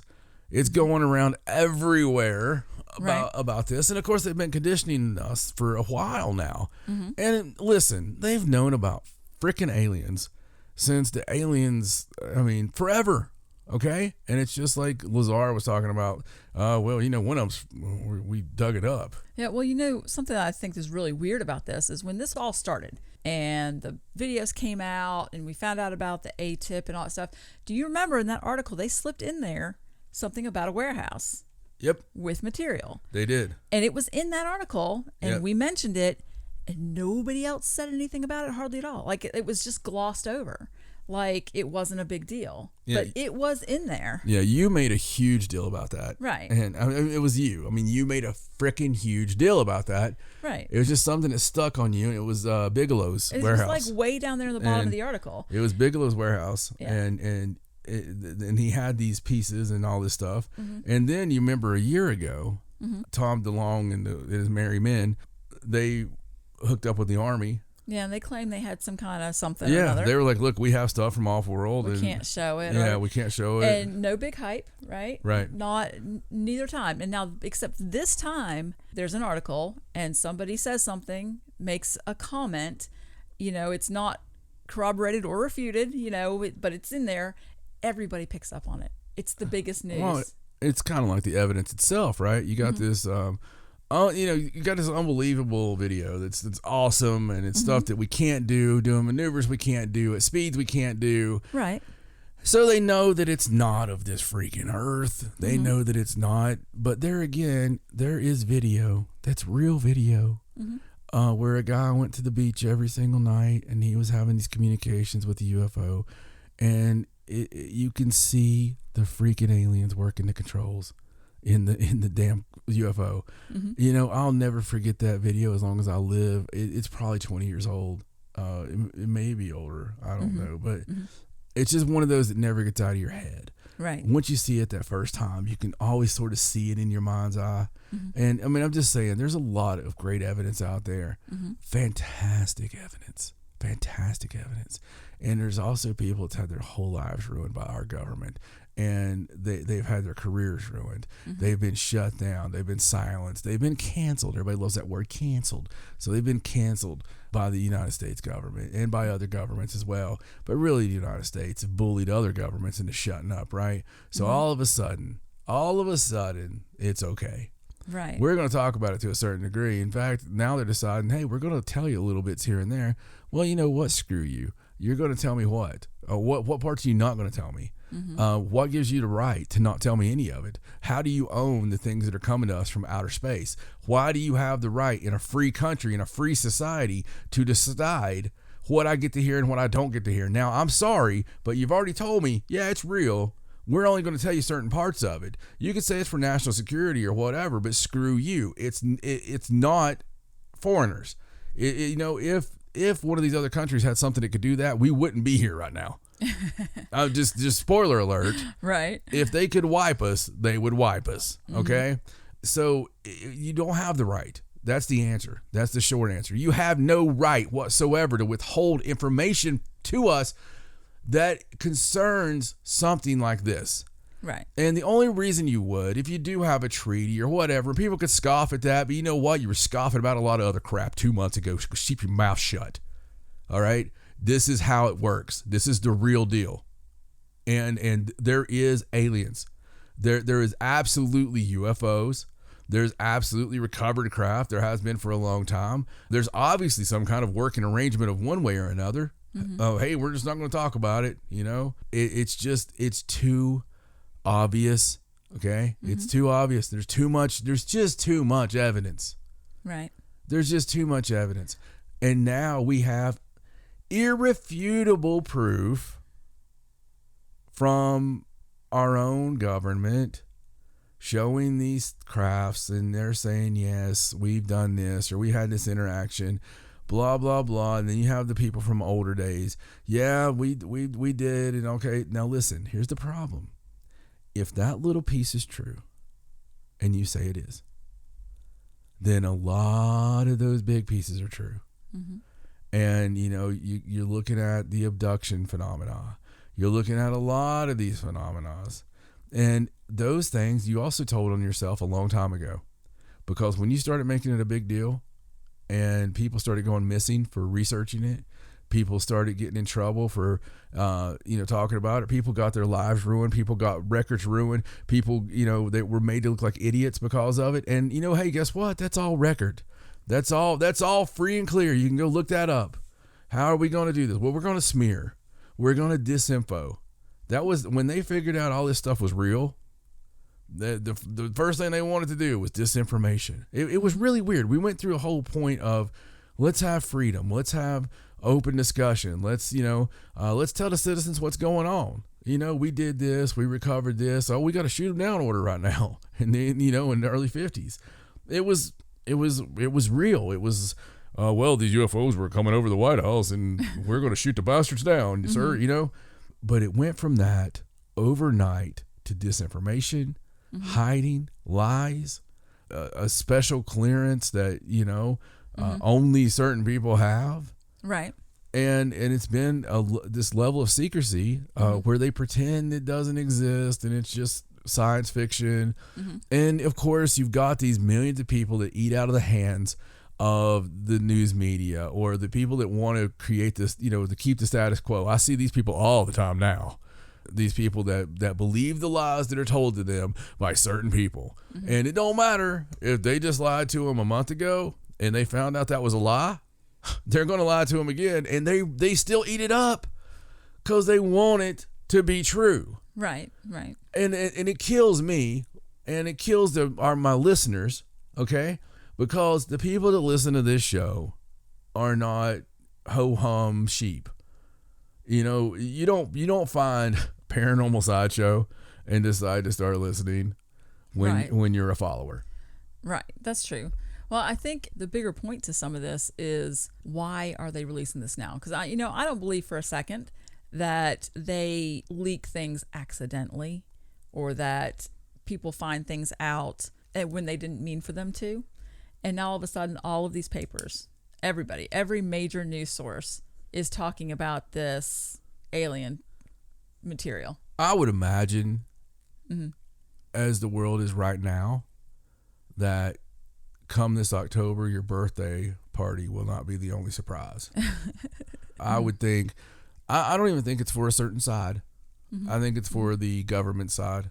I think it's for the elite side, mm-hmm. whoever keeps the lid on the stuff. Right. I think it's its own entity, mm-hmm. if not the aliens themselves. I know there's a lot of conspiracy theories with that, the whole one world government and, all that stuff. So I don't know. It's just a really odd way for all of that to happen. Like, it's almost like they're, like we've been talking about, making it normal. Yeah. And the way you read the article, he's saying this and they're not really confirming it, but it's being said. So when people think back on it and remember it months from now, they're not going to remember all the details. They're going to remember, oh, we have off-world materials. Yep. I mean, that's the part that's going to stick. That's the line that's going to get stuck in their head. And that's what people are going to know. And that's obviously what they want people to think without actually saying, oh, yeah, we have this. And that's been one of our biggest points of contention on the whole thing mm-hmm. So far is that, like Stacey said, they did say that, but the they that said that's not Pentagon, it's not, it's a contractor, Eric Davis, mm-hmm. that did work for them. And mm-hmm. I don't care how respected you are. There's a difference in the government saying it, someone saying it to the government, right? So there's a huge difference there, but they don't separate that difference. And by they, I mean CNN, NBC, mm-hmm. Alphabet Soup. No. All the headlines were like off-world material yeah. and, very, because everything's clickbaity now. I mean, that's how they get their, their views and their likes and stuff. But even when you are not clickbaited, mm-hmm. You can watch an interview. Yeah. And that's still what they're talking about. Mm-hmm. and they use that as the whole the whole lead on this. Yeah, and I mean, for all intents and purposes, I believe it's true. I believe we do have that stuff. Yep. And it's just it bothers me because I want to know what their end game is here. Well, it bothers me that they're saying it but keeping their plausible deniability. Right. At the same time. Right. But I don't know. It's weird, and like I said, lots of conspiracy theories out there for that. So we won't get into all that. So I mean, basically, in a nutshell, you're about to witness something. Yes, UFO related. Buckle in, prepare yourself, know that you're going to wake up one day, very soon, and you're going to hear about it. Okay, and I don't think this is a disclosure thing. I think this is a sighting. Right. I believe this will be a sighting. I believe this will either be a sighting or it'll be a UFO literally showed up at the Vatican. Okay. Right. Because they'll be in on it. So do you think distraction, or do you think something else? Like, do you think that they're going to be using it as a distraction for something? It is totally, absolutely made up bullshit. It is something, no matter how they do it, okay, there's somebody in the know. Right. There is somebody. It's not happen. Things don't happen in this manner. Okay. They want you to believe that's possible, that things happen in this manner, but they don't. We too many years have went by with us knowing all this stuff. Okay. To be able to just throw all that aside. I mean, essentially what they'd be doing is saying, okay, UFOs are real, but all those people are still crazy. Right. The hell with all those truthers. They're still crazy. The UFOs are real. And then you get into the whole thing of different races of of aliens and stuff. I mean, if there's the one race, guess what? There's not just two of us. I mean, right. Of course, there's gonna be a million of them. That opens up the whole thing. So I think that when we do have the real contact with the aliens, we're gonna have to have the education. We're gonna have to have the, well, here it is, folks. Here's your 23,000 species that we know of. That are all intelligent and have their own civilizations and this and that. You guys are basically apes to us, and you were whatever. Guess who all those people are going to ask? Yeah. Well, the thing about it is, it wouldn't bother me. It wouldn't bother me at all to be told that we were the experiment. It wouldn't bother me. It honestly wouldn't bother me to tell me we were an organ farm. I mean, just tell us. Just let us know. Hey guys, you've graduated past that. Just rip the Band-Aid off. Yeah, we didn't expect you to really have these kind of feelings or whatever. Make it a Doctor Who episode. I don't care. We're protecting you from these snarling people that want to eat you. Or my greatest fear is the snarling people that are eating us and are the ones that the other aliens are scared of in the first place. Right. And they're like, well, nope, we're not going to screw with those lizard people. It's a big old heaping helping of nope. Yep. And so I don't know, man. I don't know. Look, here's the strange thing for me. For doing this for so long, for so freaking long, the weird part to me and the funny part at the same time is the one part of the story that's it's absolutely proof. They've got absolute proof. They have absolute proof that UFOs are not from this world. Okay? Because we have nothing. They said this. Now the government says this. We have nothing that can maneuver in these ways. This is not ours, and ours is human race ours. So they try to make it seem like, oh, maybe this belongs to another country or something, but they know that. Yeah, and they know better. And the other countries are still trying to, I mean, come on, listen, they try to make people, they have to put up the big bads, right? They have to make people sound like they're something. But, it's just like our big war with Afghanistan. I mean, these guys were in caves, man. I mean, they were, I'm just saying. Right. They had like single shot rifles in caves. Now, I mean, it's hard to kill those people because it'd be like trying to kill everybody in the Appalachians, They're going to climb trees and everything else. It'll take a while. But it wasn't like this big world power that was going to do something. I mean, even when they do their terror attacks, as bad as it is, it's 30 people or 100 people. If you want to, you can blow their country off the face of the map, right? Right. We're a superpower. And when like the Soviet Union went down, Mm-hmm. you know, and became Russia and its, 50 sisters, it lost a lot of its power, Mm-hmm. a lot of its stroke. And we still make them to be a lot more powerful than I truly believe that they actually are. Now, I do believe that, China is scary as hell, but realistically, neither one of us want to. If you do that kind of war, you've ruined the planet for both of us. Right. It's another reason I've never understood nuclear, just because what's left. Nothing. It's kind of like the self-destruct button. Right. It's like, well, I want you to lose so badly. Let's just destroy the entire world. Right. If I can't have it, nobody can have it. And look, man, we've said a million times, politically, we don't agree with everything that anybody says. It's kind of like the global warming thing, right?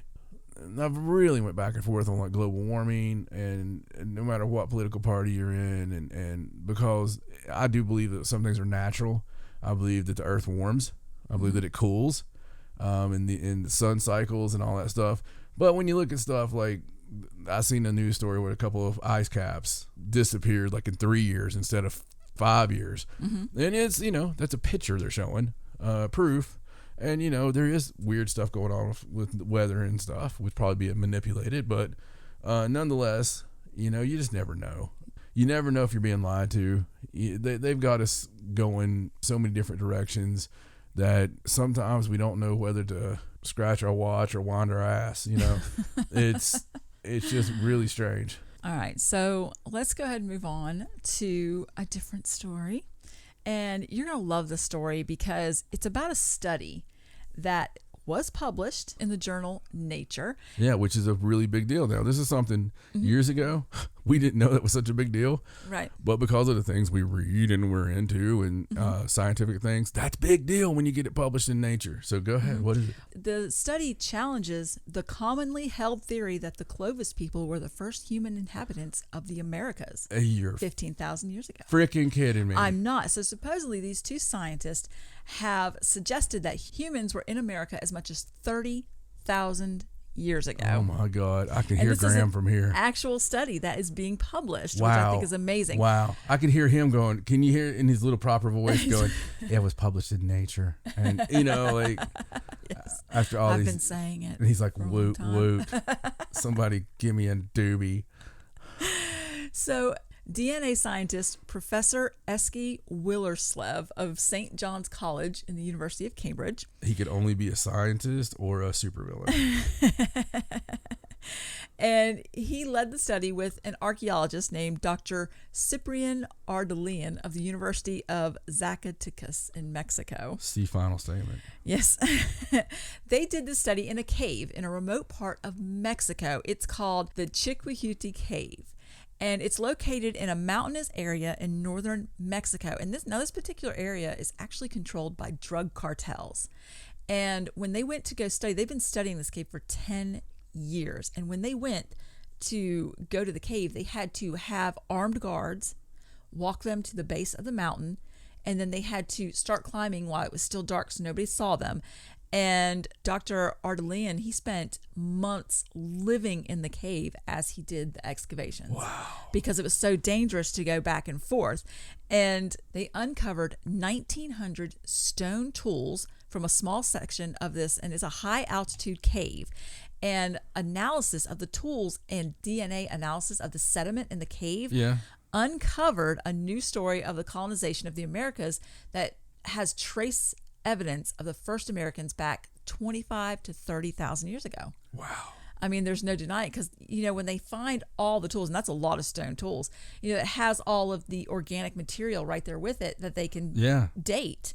And it's so cool what they said because the doctor said by the time the famous Clovis population entered Americas, the very early Americans had disappeared thousands of years before. Mm-hmm. There could have been many failed colonizations that were lost in time and did not leave genetic traces in the population today. So they're just putting it out there. There was something before. Yeah. And that was such a hard ceiling to break in archaeology getting past that Clovis people. Yeah, now they have to dig deeper.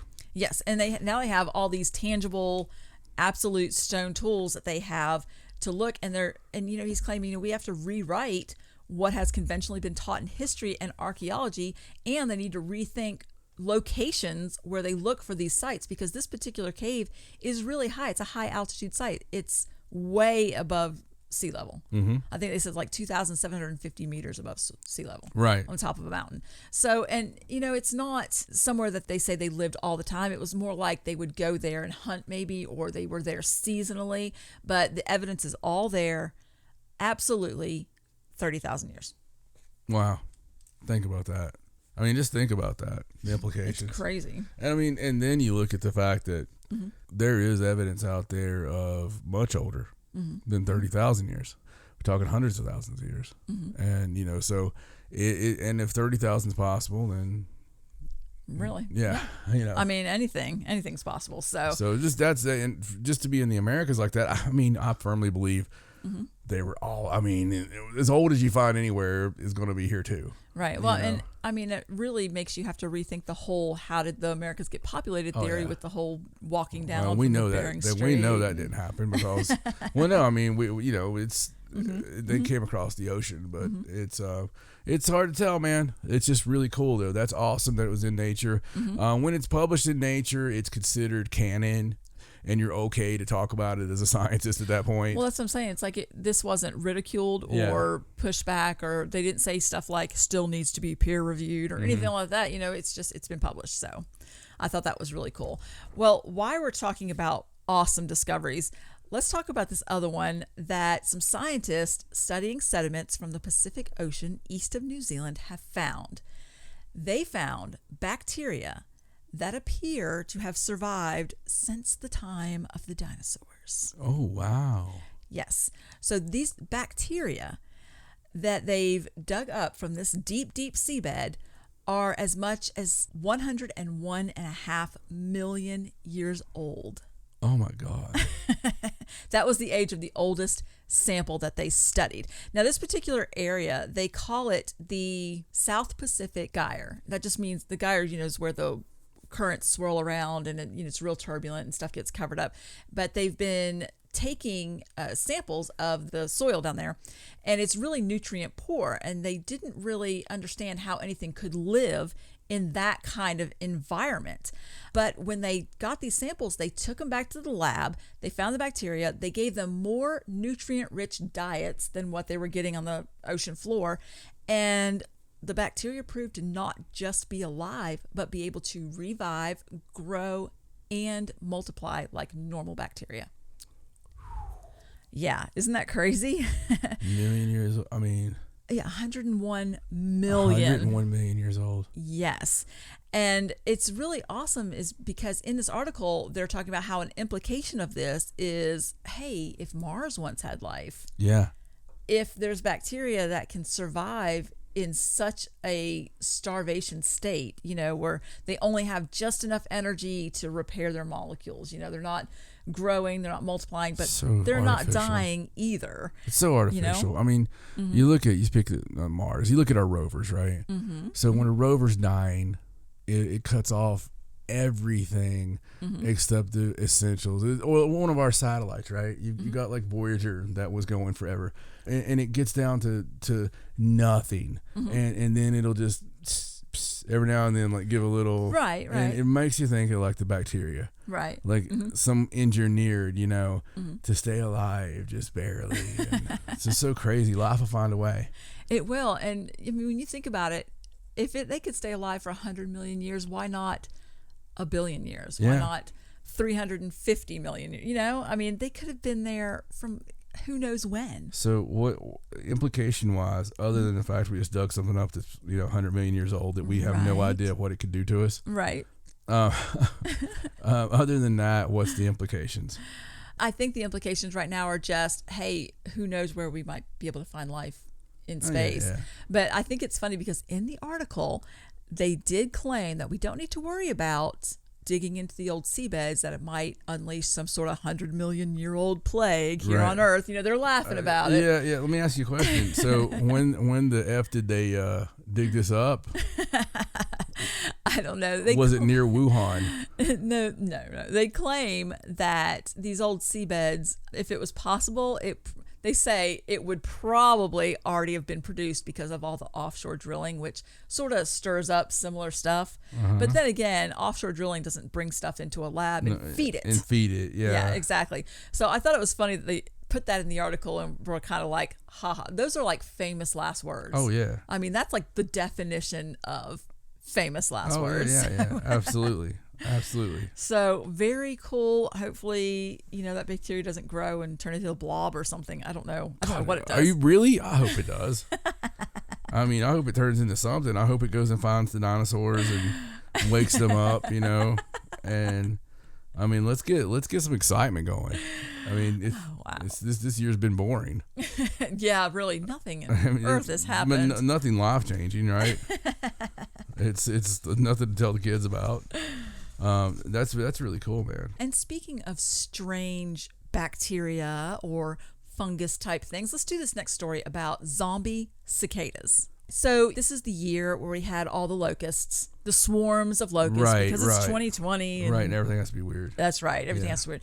So supposedly in West Virginia, they have had these, what they're calling zombie cicadas, because they're under the influence of a parasitic fungus. There's a fungus among us. Yeah. Scientists have been studying this, and apparently they've got it figured out now. Now, it's hard to study locusts because they only show up every, so many years. Yeah. But these particular bizarre creatures are infected with a fungus called Massospora. And according to this study that was published recently, the fungus manipulates the insects to unknowingly infect other cicadas. Jesus. And it transmits the disease to create like a zombie army of sorts. Now, this fungus, when it attacks the cicadas, it takes over their mind, and it takes healthy male cicadas and it makes them flick their wings like a female, right? Like a known mating call. And then other healthy males come because they think it's a mating call. They try to mate with the male cicada and they catch the fungus because it's so weird. Like the fungus gets all on their abdomen, and then when the other cicada comes in and tries to, they get it. It's like STDs for locusts. It's very strange. So the whole thing's really strange. It also claims that even though the cicadas are infected, they act like normal cicadas. You would never know. They're asymptomatic on the outside. The only way you know is if you pick them up and they have this odd, like yellowish looking thing at the end of their abdomen, where their abdomen should be, which has fallen off, and now the fungus has taken over. And how scary is that there is a fungus that, I mean, the way they describe it, the spores eat away at like their abdomen, their genitalia, their butts, and just replaces them with fungal spores until, it spreads it everywhere it can. And then they hibernate underground and they keep it with them, and it just continues on and on. It's so crazy. That is nuts. I mean, really, man, that is crazy. And if it can happen to a bug. I'm serious. I mean, that's some scary stuff. Like, taking over your mind like that. Like, I hope they don't learn how to bottle that kind of technology from a fungus. They're working on it. Is that why they're studying the locust? Yeah, that's nuts, man. I thought it was crazy. I thought just fungus and bacteria and stuff like that. So interesting, anyway. I know. All right, so let's move on to talk about Elon Musk. Oh, baby. Shall we? Your favorite dude. Daddy. So this is a story about Elon Musk's Neuralink chip. And we talked about this recently because he's supposed to have a big surprise coming, some kind of announcement at the end of August. And we talked about, how he was going to make this big announcement on August 28th. But supposedly he is leaking little bits of information beforehand. And I thought that this little bit of information was really interesting. Supposedly, in an interview, he revealed that his Neuralink chip could make you hear things that were impossible to hear before. Such as your wife reminded you to take the trash out, or? Yes, those things. It makes you so you can't tune anything out. I believe it's used to extend the range of hearing beyond normal frequencies so you're getting lower and amplitudes. dBs and stuff. So basically, ghost. I mean, I would think that might be a side effect. I mean, it seems like it. I mean, that's if you're going to pick that up on a digital recorder, right, then you're going to pick that up. If you can dodge a wrench, you can dodge a ball. I mean, isn't that weird? It's very weird. It's awesome, and I can't wait to get it. And now I know that he's just saying that these are capabilities of it. I hope that these are things that really do happen. He does say that apparently it'll be able to help restore movement for people with fully severed spinal cords. And there's just a lot of hype that's coming out around this chip. He wants people to be able to overcome artificial intelligence. Yeah. That's what he claims. Like, he wants people to, because he knows AI is coming. He says, like, 5 years, AI is going to be way more advanced than we can probably handle. And he just wants people to be able to keep up with that. Yeah. Which is noble, I guess. No, it's very cool. I mean, I like I said, man, people think I'm joking. I would do it in a heartbeat. I would do it in a heartbeat. Well, especially if it does actually improve the lives of people. Can you imagine looking at your brain and getting a readout and in real time being able to medically treat problems with no question, what's wrong? And that'd be crazy. If someone like, I'm just saying, there's people that that have reasons that it would benefit them. I just love Elon Musk. He's like, this could make you walk again. Oh, and it'll stream music directly to your brain. I mean, he's just so all over the place. Well, I love the guy because he's that crazy. And did you see him trolling the Egyptians? Yeah. Oh, yeah. I have that too. Trust me. Because I mean, they went bananas. I mean, they absolutely went bananas because he's so powerful. Well, he's so random too. Yeah. Well, he backtracked off of it awful quick. I mean, we probably need to go ahead and get to that story because it's funny as hell. I loved it, but I follow him. So when he tweets, I have to admit this. When he tweets, it actually pops up on my phone like a notification from a friend. Because he's like one of 3 people in the world I follow like that. Right. So I seen him tweet, and he was tweeting about, he's like, well, everybody knows aliens built him or built the pyramids. And I'm like, what the hell? Yeah, you got to follow that Twitter storm. Yeah. So supposedly he tweeted, aliens built the pyramids, obviously. Yeah. That was his tweet. And of course it got more than 500,000 likes, immediately went viral, and there's who knows why he tweeted it. Just obviously he wanted to say it. 'Cause he's bored. I guess so. And so one of Egypt's top government officials has now invited Elon Musk to see the ancient pyramids for himself. And I believe that the tweet that they sent back was, I follow your work with a lot of admiration. I invite you and SpaceX to explore the writings about how the pyramids were built and also to check out the tombs of the pyramid builders. So, and they said, Mr. Musk, we are waiting for you. Yeah, and the only problem I had with it is people wanted it to make it a political thing. Right off the bat, they're like, you're saying that, Egyptians couldn't do it or, Africans could, whatever. No, he's not saying that. No. He doesn't give a crap. I mean, he was being funny, tongue in cheek, whatever. But yeah, you know what? I'm saying you couldn't do it. Because I'm saying you can't do it now, and they can, if I'm not Elon Musk, but you want to bring me over there and try to explain to me, I'll laugh in your damn face on TV. I will pull my wang out and I will slap you with it because that's what I feel about your explanation. Because there's no way to do it. Well, here's what I think is so funny about it, and I had to go back and look up when this happened because I love this. So notice they invited him to come see the tombs of the pyramid builders. So supposedly in Egypt, they've discovered all of these tombs right near the pyramids, 4,000-year-old tombs that they claim are the people that died while building the pyramid. And they like to say that it wasn't slaves that built the pyramids. They were actual paid workers. And here are these tombs to prove it. And the person that discovered the tombs, want to take a guess? 3 guesses? Zahi. Yeah, exactly. In 2010, Zahi Hawass is the one, and he even said in this article, he said, I found the tombs of the pyramid builders that tell everyone that the builders of the pyramids are Egyptians And that they were not slaves. Yep. That seems awfully convenient. Oh yeah, doesn't it? It's just said it. It said it because you know what? All those thousands of years ago, the first thought they had was, you know what? We should probably put something in here as we're all dying that says that we're not slaves. I think that just for future generations, slavery is going to be such a big hot button topic. You know, Bruce, I think we should really put it in here somewhere on the wall, just maybe right over there, and next to how to have sex with a reindeer. Just, you know, let's just put it there and have it say, we are not slaves. We did this happily. We absolutely built these. We built these. we use spit and sawdust and oxen, lots of oxen. You can't call them oxen; they won't work as hard. So just oxen. And, you know, stone wheels and you know, Gertrude.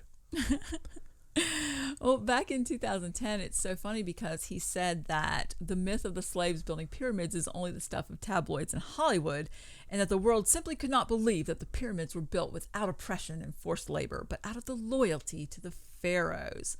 And that saying that they were already there or that they were built by aliens just undermines the skill involved in their construction and the sophistication of ancient Egypt's civilization. I mean, basically, Hawass has been completely discredited many times. I mean, they removed him from office. So, you know, he had arguably the most important archaeological job in the world. He was, you know, held the keys to the pyramids pretty much, right? Right. But he's been accused of screwing people over, not letting them announce their work, completely not letting them do what they're there to do, getting these kickbacks of this money. Like, I think he got like $200,000 a year from National Geographic just to be their Indiana Jones boy. He was, you know, later on, like 2014, he was actually prosecuted for helping Germans steal pyramid stuff. I mean, you know, and smuggle it out of the country and stuff. And that's after he was, you know, pulled out of his job and everything. I mean, the guy is a piece of crap. And he has done nothing but spin his own stories. And again, like, you got, you know, Dr. Robert Schoch that comes in there with the evidence on the Sphinx for the water damage, you know, and weathering and stuff that makes it much older than what's said, and we know that. And then you got people like Twinkle Toes here who comes off and, you know, discredits it and stuff when it needs to be looked into. Right. And it's just shady, man. Just a shady dude. Yeah, and all of a sudden he's the authority on stuff. I don't know.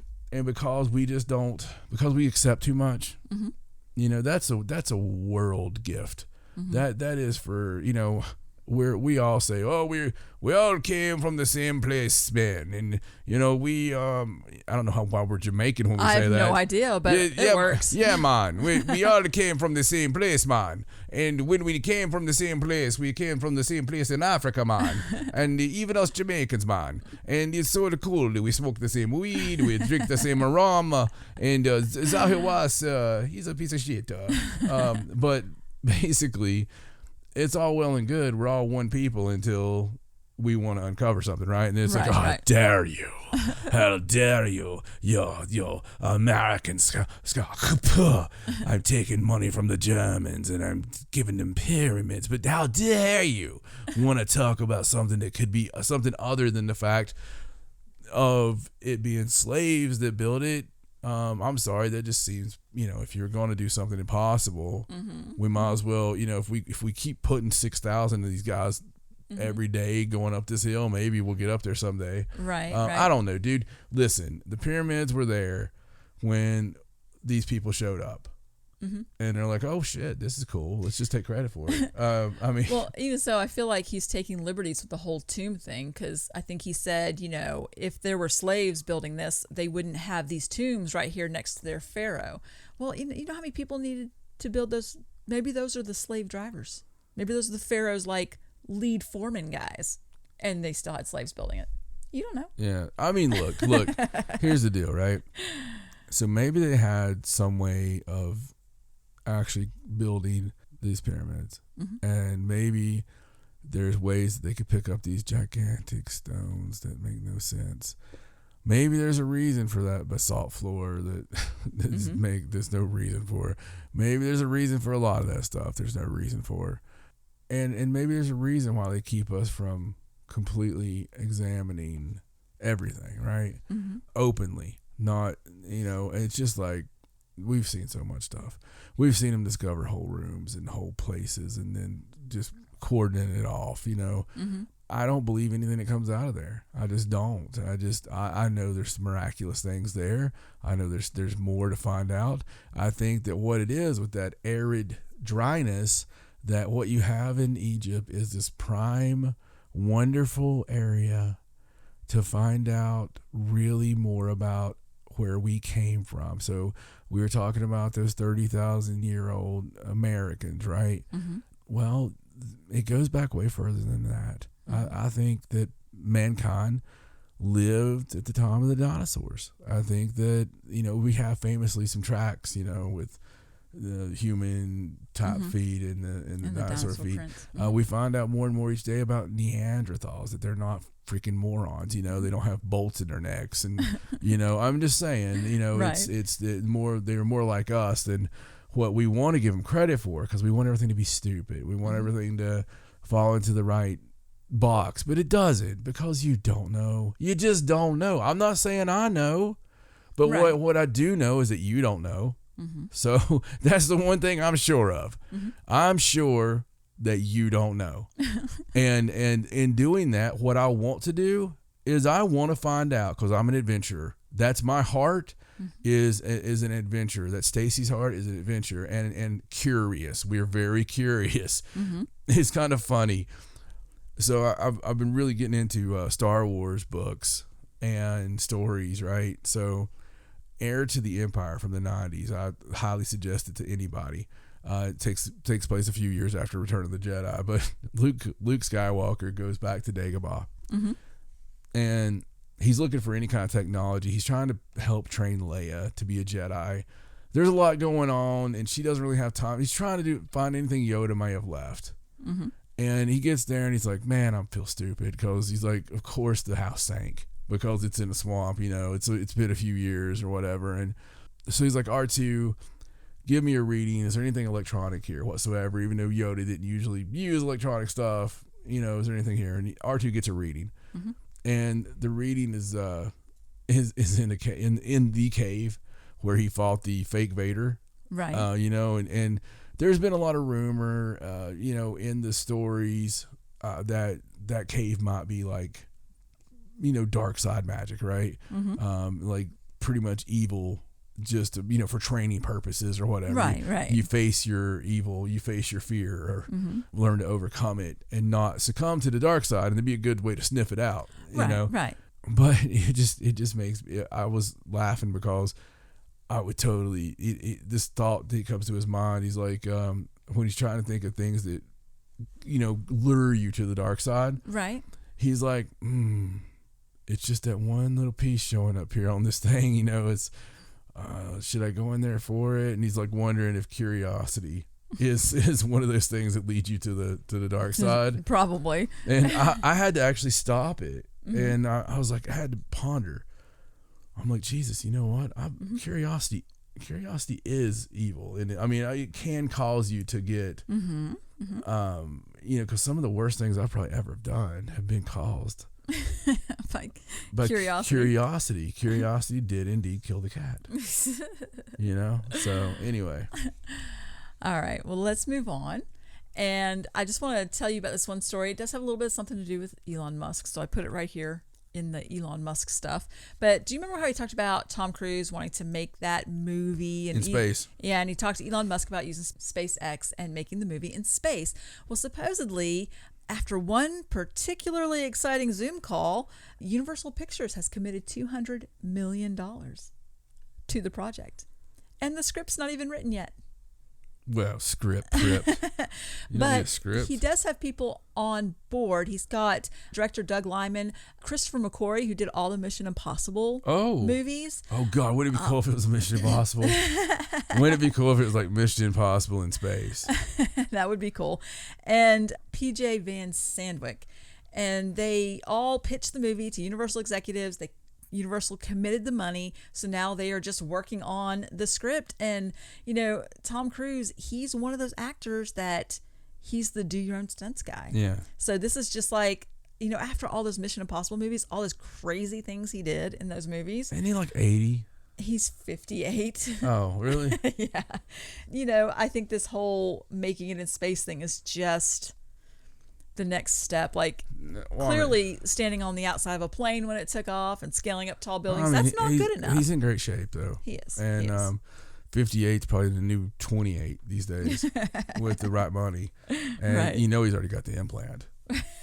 Probably, yes. They probably had one conversation, and Elon's like, Tom, let me talk to you for a second. That's how you say, I like perfect specimens, Tom, and you seem to be very, you're no Rob Lowe, but, you don't sleep with minors, so, Oh, wow.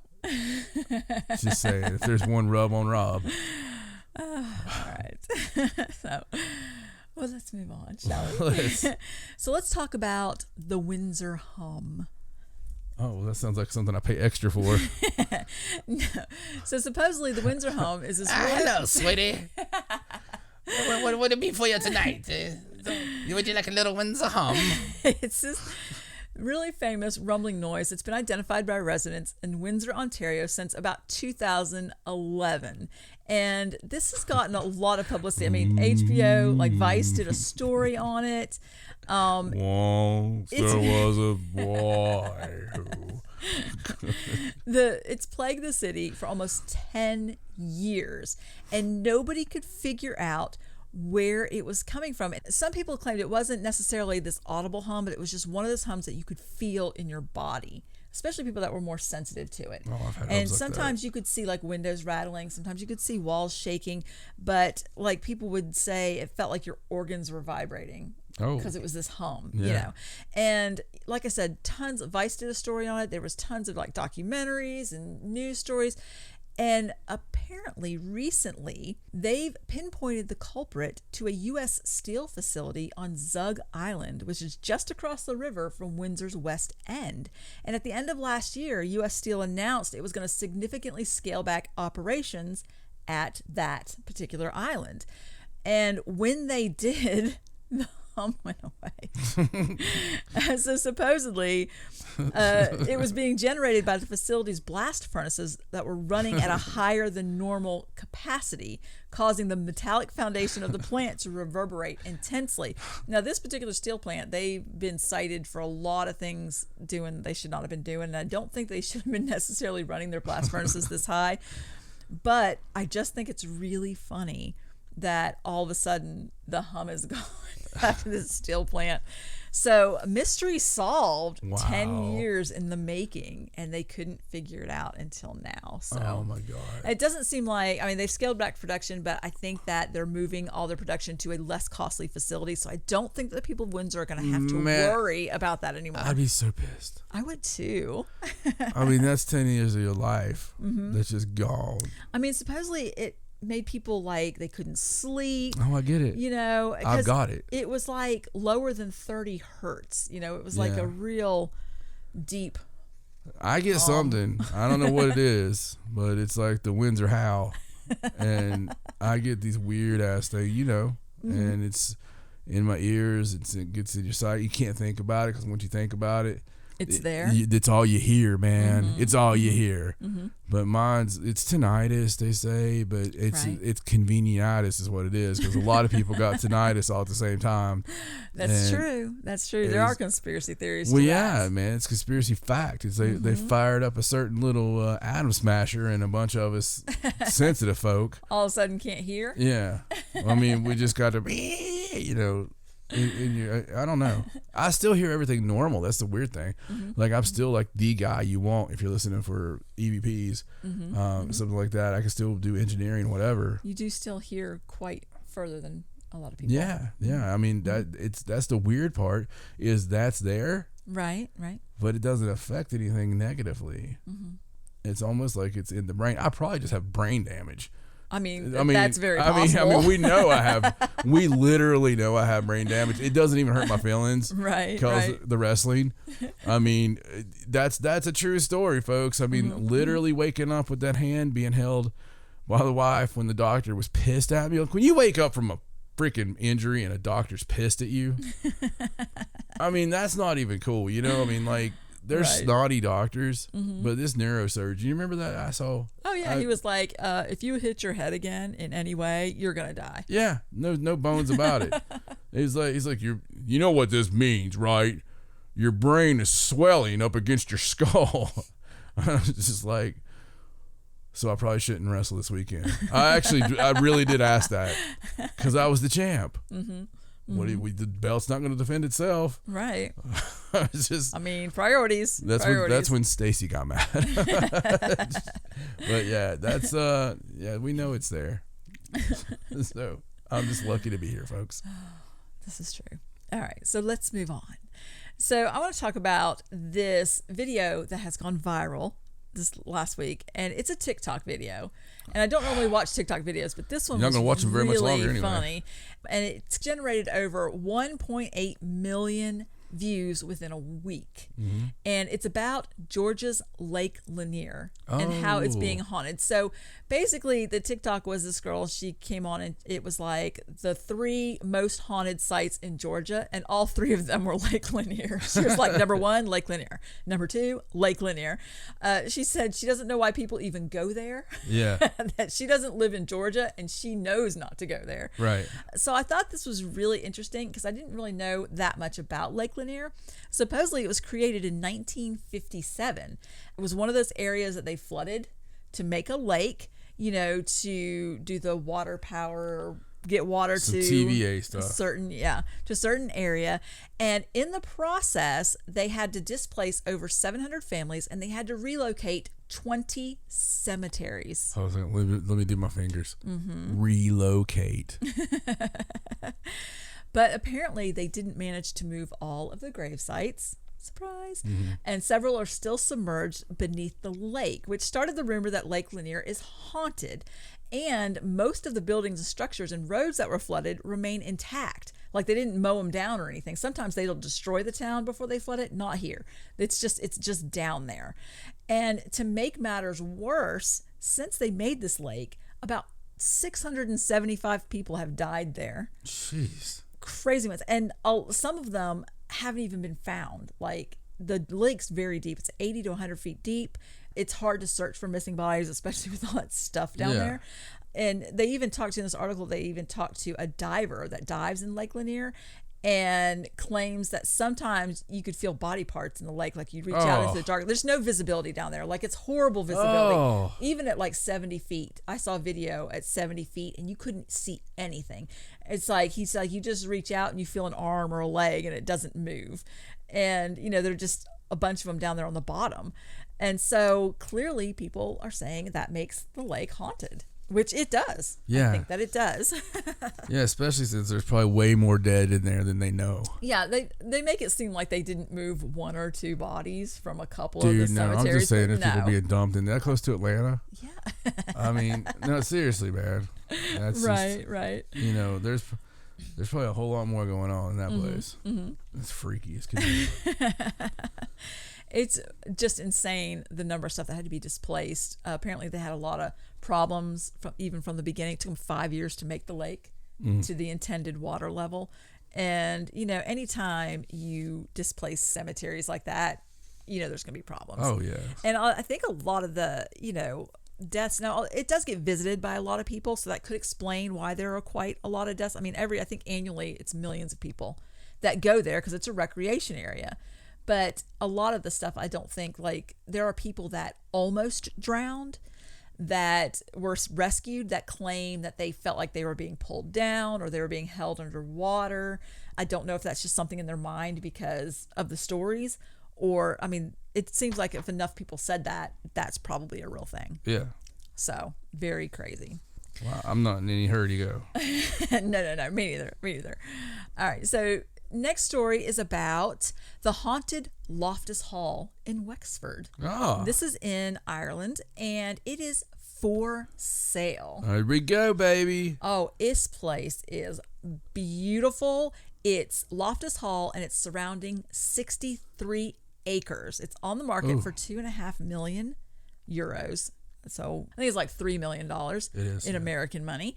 And the story of this house is really awesome. Supposedly in the 1760s, the daughter of the house, her name was Lady Anne Tottenham. She Lady Anne Tottenham. She welcomed in a stranger. It was storming, and the stranger came to the door, and so she welcomed him in, and her parents, they fed him, and while they were playing cards that night, she dropped a card, and she bent down to retrieve it off the floor and noticed under the table that their guest had cloven hooves. Yeah. I love this story so much. Instead of feet. Yeah. And upon seeing it, she screamed, and when she screamed, supposedly the stranger made for the exit, but poofed through the roof, just disappeared. Yeah. And so they say that this is the house where the devil was. Yeah. And supposedly Anne never recovered from the shock, and she was confined to the house until her death, and supposedly she still haunts it. Yeah. Now, the particular house that's there now is not exactly the same house, because that one was kind of torn down a bit and rebuilt, but it sits in the exact same spot, and it was built around 1870s by John Henry Wellington. And the house that's there now is just grand. It's like 22 bedrooms, 3 or 4 stories. It was in the film, if you've ever seen the film The Lodgers, which I know we watched that movie. It was great. That is the house. Yeah. And it is beautiful. So supposedly you can buy this house. It's definitely not in great shape. There are several rooms. The grand hall is redone with the big staircase that they used for the movie. There's a room that's been redone. But for the most part, it's kind of dilapidated. They do tours there. They do ghost tours and paranormal tours there. But the owners just decided that it's time to pass it on and let somebody else take it over. He's hoping that, he's going to talk to people. He's selling it on his own. No real estate agent. He wants to talk to people, make sure that whoever takes it over really has good plans for it as a business. And hopefully it stays in the paranormal circles. Yeah, I would like to live there and let people come, visit and do paranormal stuff. But I would totally live there, no matter how haunted it is. It's beautiful. And I've always loved the story. I've always loved and believed the story with the cloven hooves and stuff. Yes. So, and the owner recently got married, and his wife is a landscaper, so it's got beautiful gardens. The outside's just gorgeous.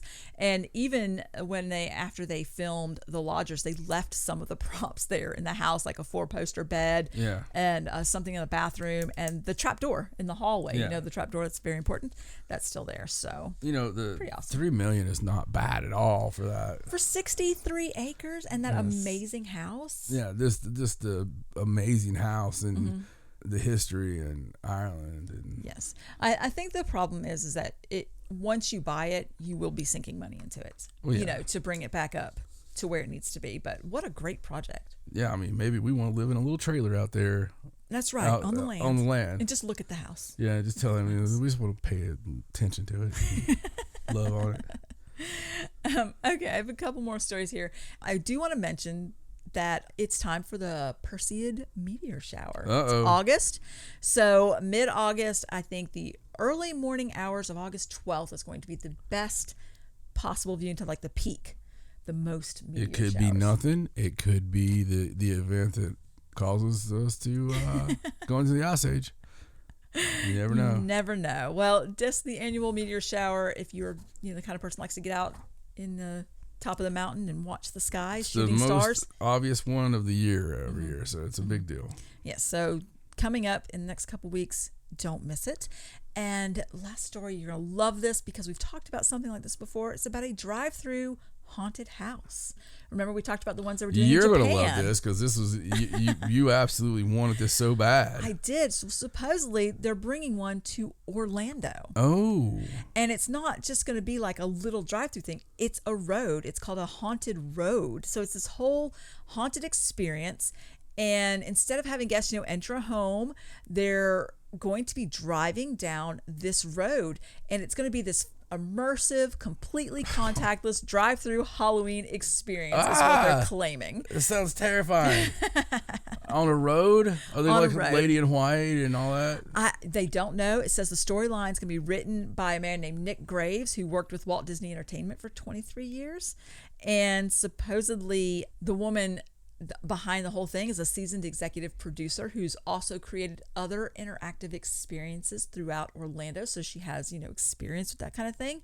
Supposedly it's going to be nice and scary and immersive. But if your kids want to go and they want to see like the drive-through experience, they're going to do a less scary version during the day, like a family-friendly version. Just like where somebody During gets hit by the car. daylight Like they need hours. stunt people. Like I guess, I don't know, like maybe there's like a funny ghost on the side. I mean, would it be fun to like have? I know what you did last summer. Like, you think you hit somebody? Yeah. They could throw like a corpse at your car and Right.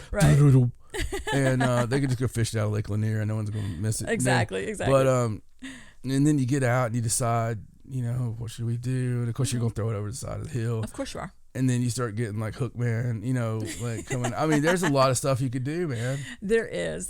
I'm not entirely sure. Of course, it's still in its planning phases, but if you're local to Orlando, they're looking to cast some local actors, and they're going to do some virtual auditions on the week of August 13th through the 16th. So if you're interested, go to their website and you can apply to volunteer, apply to audition if you want to be one of the scary people on the road. And I'm looking forward to I'm hoping if we don't get to go to Orlando, that somebody videos it or something so I can see what it's like. No, man, I might take you down there. It sounds like a really good time. That would be really cool. So it's called The Haunted Road. They do have a website. It's going to be $15 a person, and you can keep up with all the things that are coming up with that. That is very cool. Yes, so that's all my news. Well, thank you very much. All right, well, we got another showdown, another time, another good little social distancing experiment. Yep. That happened. We social distance. We don't. We touch each other the whole time. That's the one thing we can't do during the live episode. Right. That when we're on video and stuff, we're gonna have to require. Well, the video only goes so far down. And that's true. That's true. Unlike the standards and practices of our wonderful little show here. Thank you so much again to our new patrons. And if you want to be a patron yourself and come on over and be a ringmaster, then the best way to do that is go to patreon.com/Paranormal Sideshow. And you can go on there, and for $2.99 a month, you get so much stuff. You get wonderful things, all the things, all the time. And you know what? Speaking of all the things all the time, I cannot wait to join you guys again in a week with some more crazy stories, and maybe we'll have aliens by then. You never know. You never know. So for my lovely wife, Stacey, my name's John. So long from the Sideshow. Good night.